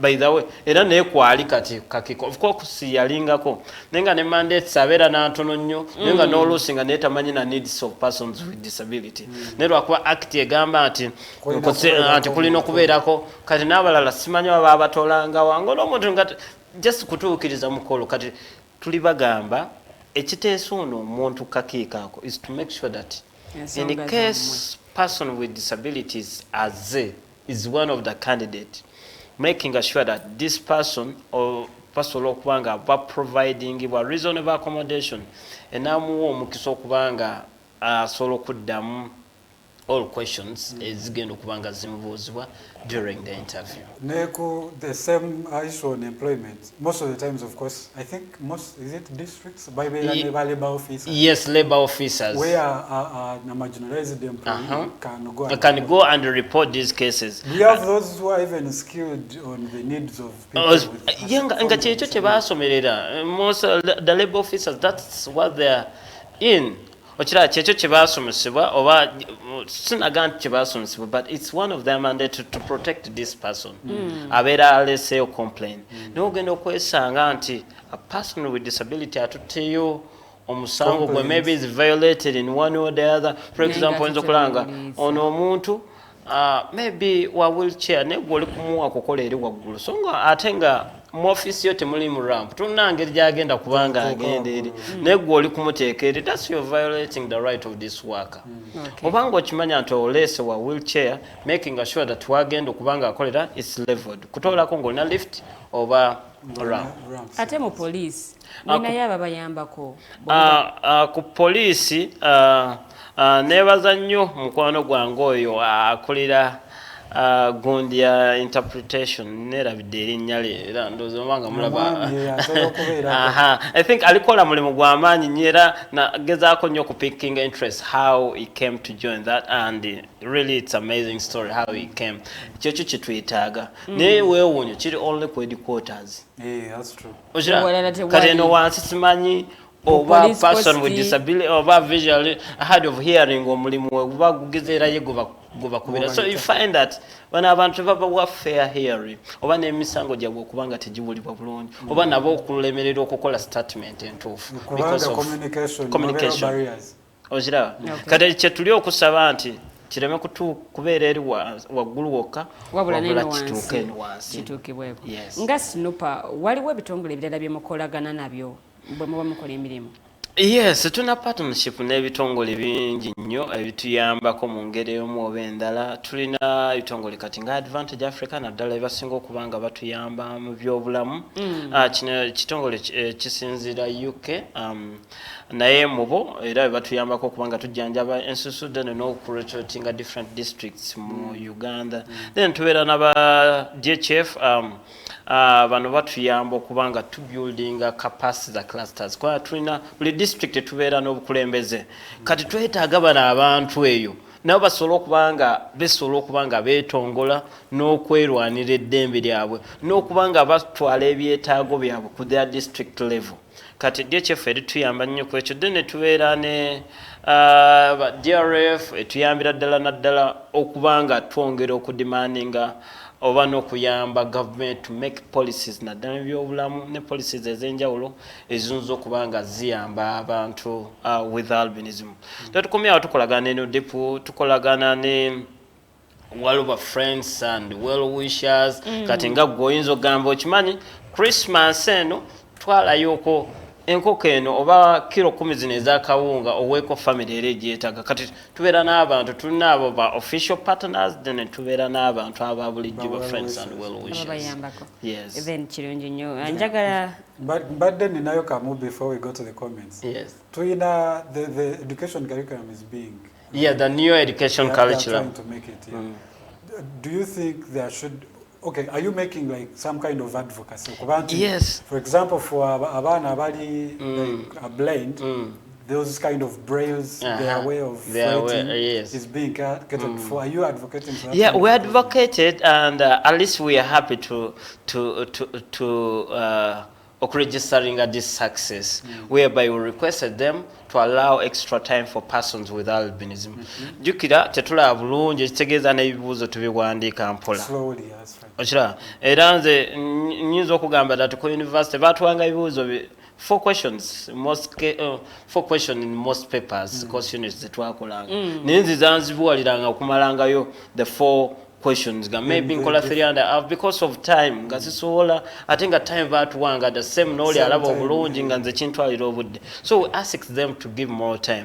Then ekirala tubagamba okutuukiriza okuba nga twambala long sleeved uniforms kino kisobola okuba nga kipreventing akasana okutuukako, then n'okutukkiriza okwambala wide brimmed hat era okusinziira ku gundi empya education n'ebintu byonna ennamu ebiri ebigenda kubanga bigiribwa. Then era ne twongera okuba nga tusaba okwongeza okusomesa abaana, first of all to train teachers bifa bakitandika and they love that, to retrain teachers on how better they can support a child with albinism to study well kati ng'okumuteeka mu maaso tomuteeka kumpi ne light nyingi nnyo because our eyes were photophobia kasana kangi oba light nyingi tukosa amaaso tuga how better can you support that child okubanga asoma bulungi. So when we did that ne tusharinga nabo and really nabo they're going to embark that.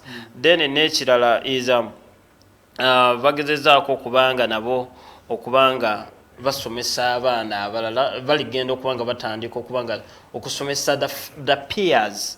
In case you have a child with albinism in your school, how do you treat ng'omwana omulala yenna mususula, not name calling. Why do you buli omwali n'erinnya lwaki ompita my condition other than my name? Why don't I call you black person, you black person? At least I find all men to know your name. Ojiraba. So byebye badde bisinga okubanga bireetera abaana okubanga ba dropping out of school because of some of those circumstances. But we are happy that at least now they're one of the things that are being addressed. Okay. Mwina ye nteekateeka yonna oba gye mutadde mu nkolo oba gye mu planning okuteeka mu nkolo okuteekateeka abaana bano abagenda okuddamu okusoma omwaka ogujja?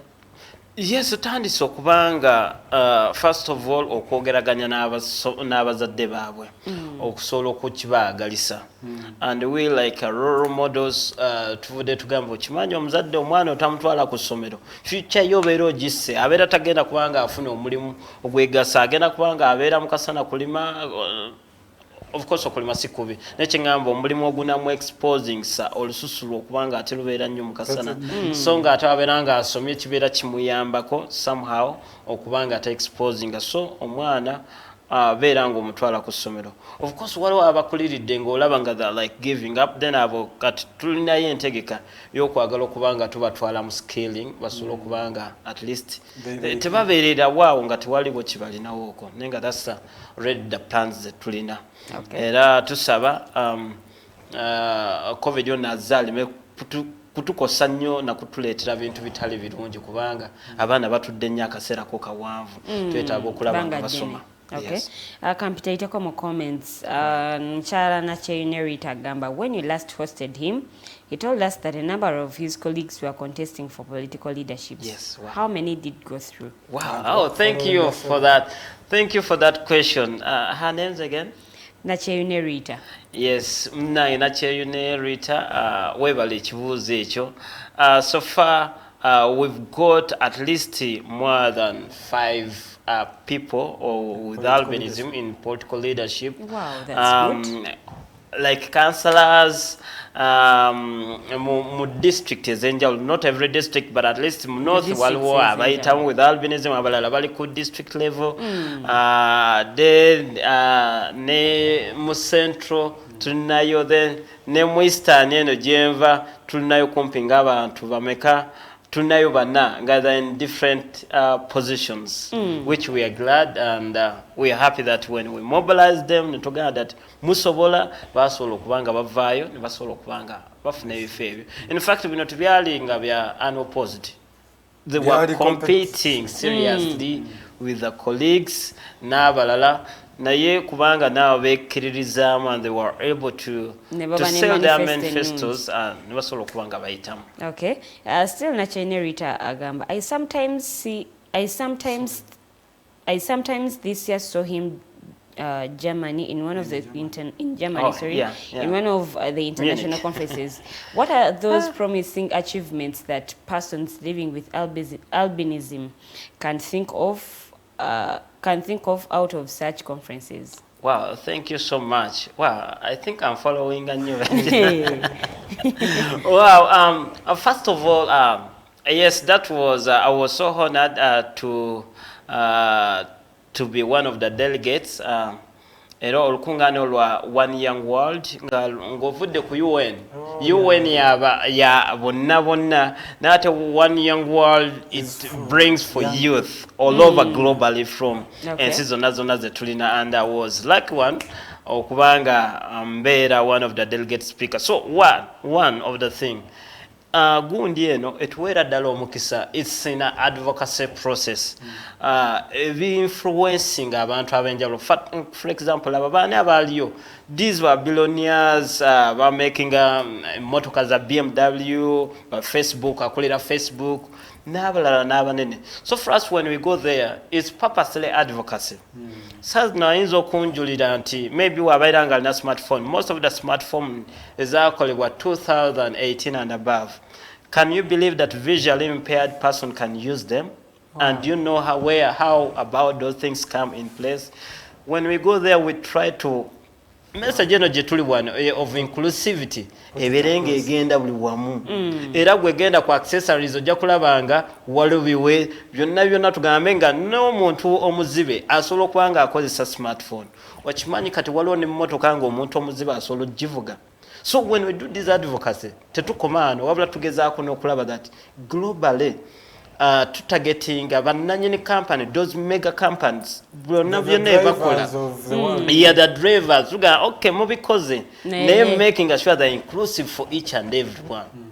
Era kyova bingi nnyo ebikolebwa mu background, lot of technology kati nga virtual reality kati ngeno gundi eno meta okukyusa. Do you know what it means? It means that nankwadde n'abeera wano kati imagine omuntu ali ku wheelchair ajja kubanga ali Germany, ajja kubanga akola kyebagezaako kubanga bagira is to make things easier for each and everyone.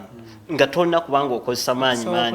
Kino kijja kubanga kiyamba that being with disability tekitegeeza that I cannot perform, I cannot do that. Kati zino ekintu kino kituyamba to raise our advocacy to international level. It has been to be in every happening in the background, but through the power of advocacy that what to call at different levels. Then natural network and communication, networking with different people, supporting some of these projects. They need money, and the only way you can is only when they know what you're doing and how better they can support, continue doing the great work. Yes. I think Kansubiati Museum. Okay. Muchala Aliana. Webali nnyo kubanga ate akoli waliwo ekibuzo ekirala still from Nache Yone. Ogik Peter Ogik Peter one time said that taxes levied on the products they use are high and wanted the government to reduce or scrap it off. How far has the move to have a tax-free entry of the skin products they import? Well, thank you so much for that question. I think a big applause to the media. Really, they played a big role to to voice out our issues. Era wenjogera kati ogwo musolo teguliko. In fact, techikoma kubanga wali baachikola because they gave us recommendation, but as now it's going even further. We want government to provide them. Because right now, yes, to be ingiza, in fact, wale betiyogenda okubanga tuyingiza babadde babireta this December, but this is so fixed. So kati tuli kuyingiza tons in early January. Tebiriko musolo gwonna gwe tusasula bya bwerere. Netwebaza kino ekintu tekikumyawo. Even in Disability Act 2020 kiri included that government nejja yeetagisa okubanga egaba ebizigo ebyo. So in brief, yes, omusolo bagutolako, and we are happy that now it's in the act of the parliament that kigenda kubanga kikakata government yaffe nayo okubanga ebigaba, kubanga tetuyinza kubanga twesigulira ku bazungu abaliyo bitu wakati. But twetaaga bibeere self-sustainable. Nga bagaba kwatamu n'eddagala eddala lyonna libagabira oba kye tuyita health minimum package. Tugambe bino ebizigo bibeere nga biri omwo. No people with disabilities act baleka 15%, I think. Now they can use 15% tax reduction to private employers, 10 or more yes, disabled employees. Yes, kati ekyo bakireeta. N'ate abantu abalala bali kikozesa bubi. Of course, waliwo eryetteeka erigamba that company yonna yingiza abantu with disability mu company yabwe bagenda basalako omusolo gwa 15%. Kati bano abantu kye baakolanga baleetanga bano abantu nga bamuwa gwakwera, tebamuwa good managerial body. So nga ate omusolo mungi nnyo gubeera gugenda. Tetuli kwetaaga gwakwera, tetuli kwetaaga gwa mopping. We need managerial. Tugaba bagenda okusalako omusolo naye nga yes, tumanya nti waliwo abantu baffe abali eri abali kukola ki at least omulimu ogwegasa. Yes. Okay. Waliwo ekibuuzo ekirala kuva ewa Mwami Nyanzi Happy Desire.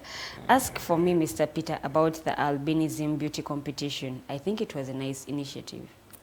Wow, thank you so much for that question. Nenga sinakwerabira nga sinakubanga njiddamu. Maybe walo atulaba lero nga lwa joinings nga njetaza tegera what is albinism. I think it's very key.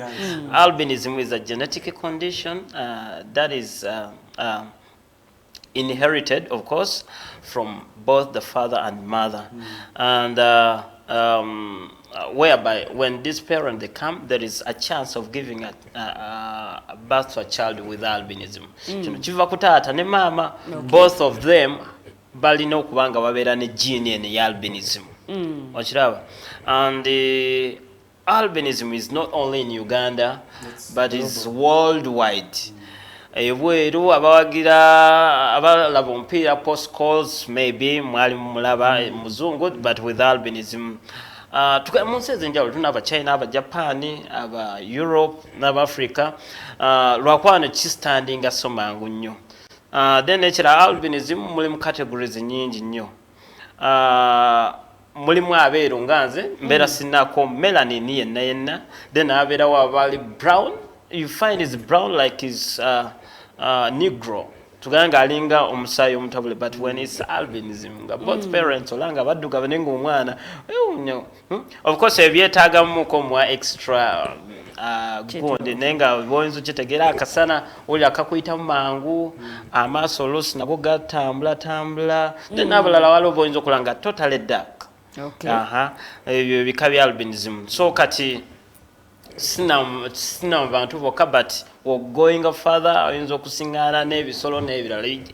Simply you can just Google kyonna kyoyagala, a tree with albinism, a fish with albinism, a cow with albinism, a person with albinism. Google can help you and you can get those answers there.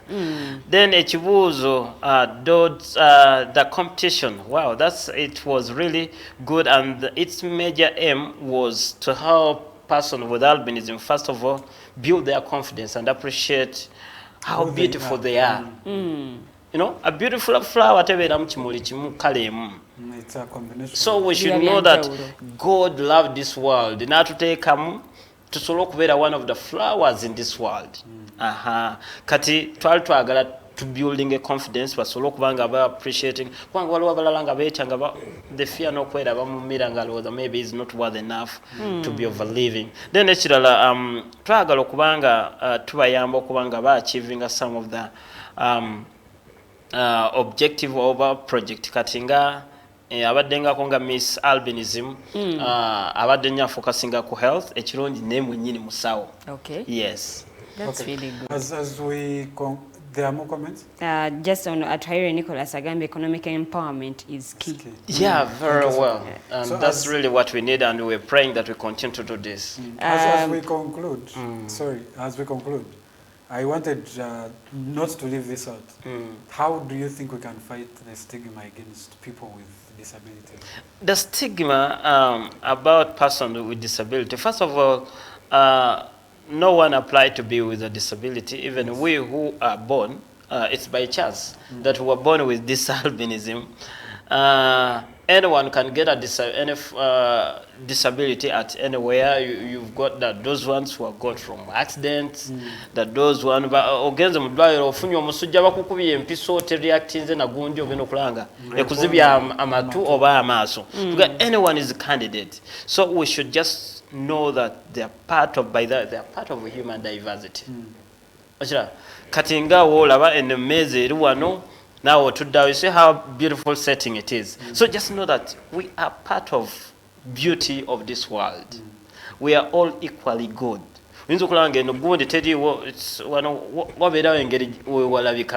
we should just know that persons with disabilities are just a part of human diversity. We should love them. We should support them. We should just give them necessary support they need to be in order to achieve whatever they will need to achieve in their dreams. Okay. So checho chenjagala okubanga mbulira abantu, then send your children to school. Baberanga baguddewo amasomero basendinge ku ssomero, and my prayer is abaana bayongera okubanga babayigiriza IT skills, at least okutypinga okwesi oba keyboard, because speed ensi gyeri otambuliramu yamaanyi nnyo. We need more skills, more so using the technology skills. Okay.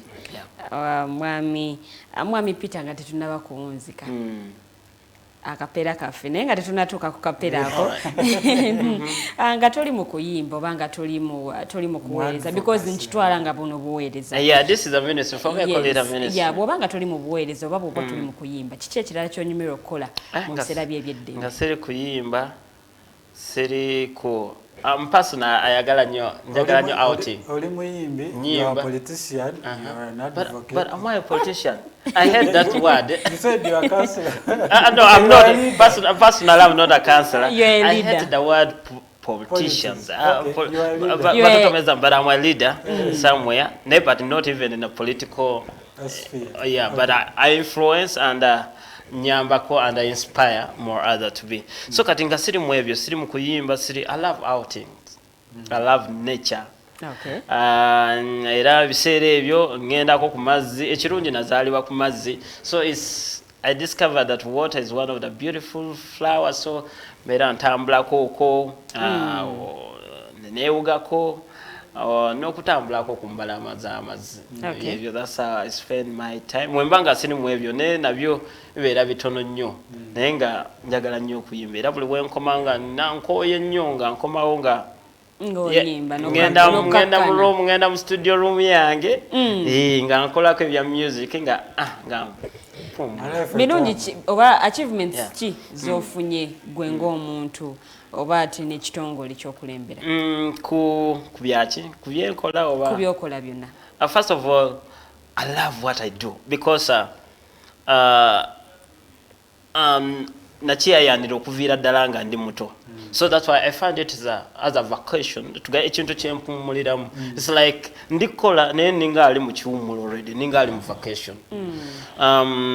Kino byonna bye tukola bino bimpa emirembe. I get mfuna emirembe. Then ekirala bimpadde emikwano. Okay. I would have not known you people. You're such amazing people. N'ekirala bimpadde connection. Sina kubanga ndaga nnyo okugenda munsi yonna nagyembeera neetaaga. So abantu awanyi nnyo ne visa oba ki. No, I don't need that. kubanga most kumbi ensi ezisinga kati babeera bantegedde and kibeera tekiyinza kubanga kintawanya nnyo then n'ekirala how should I bring this kimpadde omukisa okuweereza do you know bangi abeetaaga okuba nga baweereza but when they don't have that opportunity, so for me I feel so humbled to be serving people. Who am I? So kati I think we award zonna award zo zize neziwerera ko teziza butaja nenga si kye kikulu ennyo bwatere kinsinga okunsanyusa omuntu oyo abadde aweddemu essuubi okubanga nate asmilinga that's the tuga kyekyo ekirabo kinsinga okubanga kyagala ng'omuntu abadde kati nga waliwo ngwe twajjanjaba juice cancer 2 weeks bamukola surgery yangamba that you know mbadde neetegese kufa kubanga my brother yafa cancer kati abantu bange sigamba nti tebalina ssente ne bonna banziruseeko nga nabo bankuumye enfe nga brother wange naye you are coming has saved me and has given me a reason to live and have given me a hope of life. I have nothing that I can give back to you but to pray Almighty God to bless you. Those words were so, they keep sounding in my ears and continue doing what I'm doing to see that we get smiles of very many people like that. So, most of those who have lost hope. Okay. So sometimes tukola kubanga tufunamu as in the videos, but essanyu lyaffe okulaba abalala nga basanyuka. Yes. Your closing remarks, sure. Mr. Peter. The what? The closing remarks. The closing remarks. I think I love a decent world. I want to say a world nga tutudde wano. Ng'olaba nga you don't judge me on how based on my appearance. Judge me because of my ability. God that Peter chino na chino but not because of my disabilities. Kyekyo kyenjagala era yensi gyenjagala okulaba era kyekyo kirooto kyenjagala nga wootunuulira omuntu. I don't think whether people gives attention omuntu abeera ataddeko glasses. Just as you do that era wenjagala oleme kubanga attention yo tugiteeka nnyo ku oli owa wheelchair. Just mulabe ng'omuntu omulala laba potential ate tomuyita ow'ekigaali muyita amanya goba Harriet ga hey Harriet notoga gw'omulema. That's not a name. So I'm dreaming for a sweet decent world. Era okumanya ekyo I remember it's one of my songs. One of the relics in it says that you know this room that we're living in has a room for each and everyone. This world. So the world that we live in has a room for each and everyone, and so beautiful for all of us, and it's beautiful when we are all in it, by the way. And say no singate mulimu other kind of people who would have not loved it. So let's strive to build a sweet and a decent world where a person will be enjoying without any fear or discriminated, without feeling less than other. In fact, I'm writing my book, which I'll soon be releasing. Oh, that's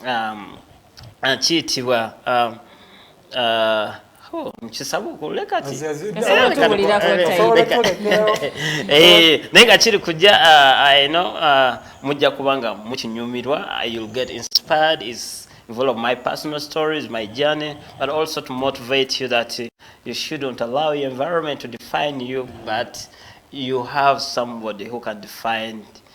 You have God. You can define yourself, and God can define you. God, who is the one who created you, has your real definition. Okay, sure. Okay, let me just say, sweet and decent world is what we're fighting for. Love, peace, and justice is what we're craving for. Those are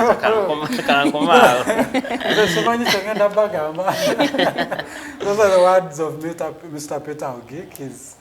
His dream is a utopia. A utopia is technically the world on earth. I want to say that we are so grateful, sir, for your time. Humbled. And there are people out there, you realize there actually people have been following. Sure. And I really appreciate. You inspire people out there. Amen. And people who don't have hope really have a reason to stand again. Amen. And say that there's a future ahead of them. I don't want to waste a lot of your time. We've already hit the mark. Time is running out. My name is Rogers Toyhabo today with Peter Ogik and Lillian Wade, who will say a goodbye as she finalizes. We've been able be blessed to also minister today as he does. He said to you today. Really. Thank you so much, our viewers. Thank you for tuning in. Chigundo Samuel, thank you so much for watching. Innocent Ainebiona, Aliana, Auntie Aliana, thank you so much for watching. Magara Brian, Tumuhimbi Senoman, Evans Muyofu, Desire Nicholas, mwenda mwebale nnyo kubanga ate kwemuli olwaleero kubanga ate mutulabe kuva gye twatandikidde paka tugenda okubanga ate tusibuli olunaku olwaleero. Olunaku olw'enkya temusibwa omulangira Nakibinge ku Mighty Drive ate olw'eggulu olwaleero ssaawa zigenda kuba 11 temusibwa Diaspora Link omwami Nixon agenda kubaawo nnyo ng'ate atuweereza. Kambagaliza okubeera obulungi tusinkane omulundi ogujja mwera.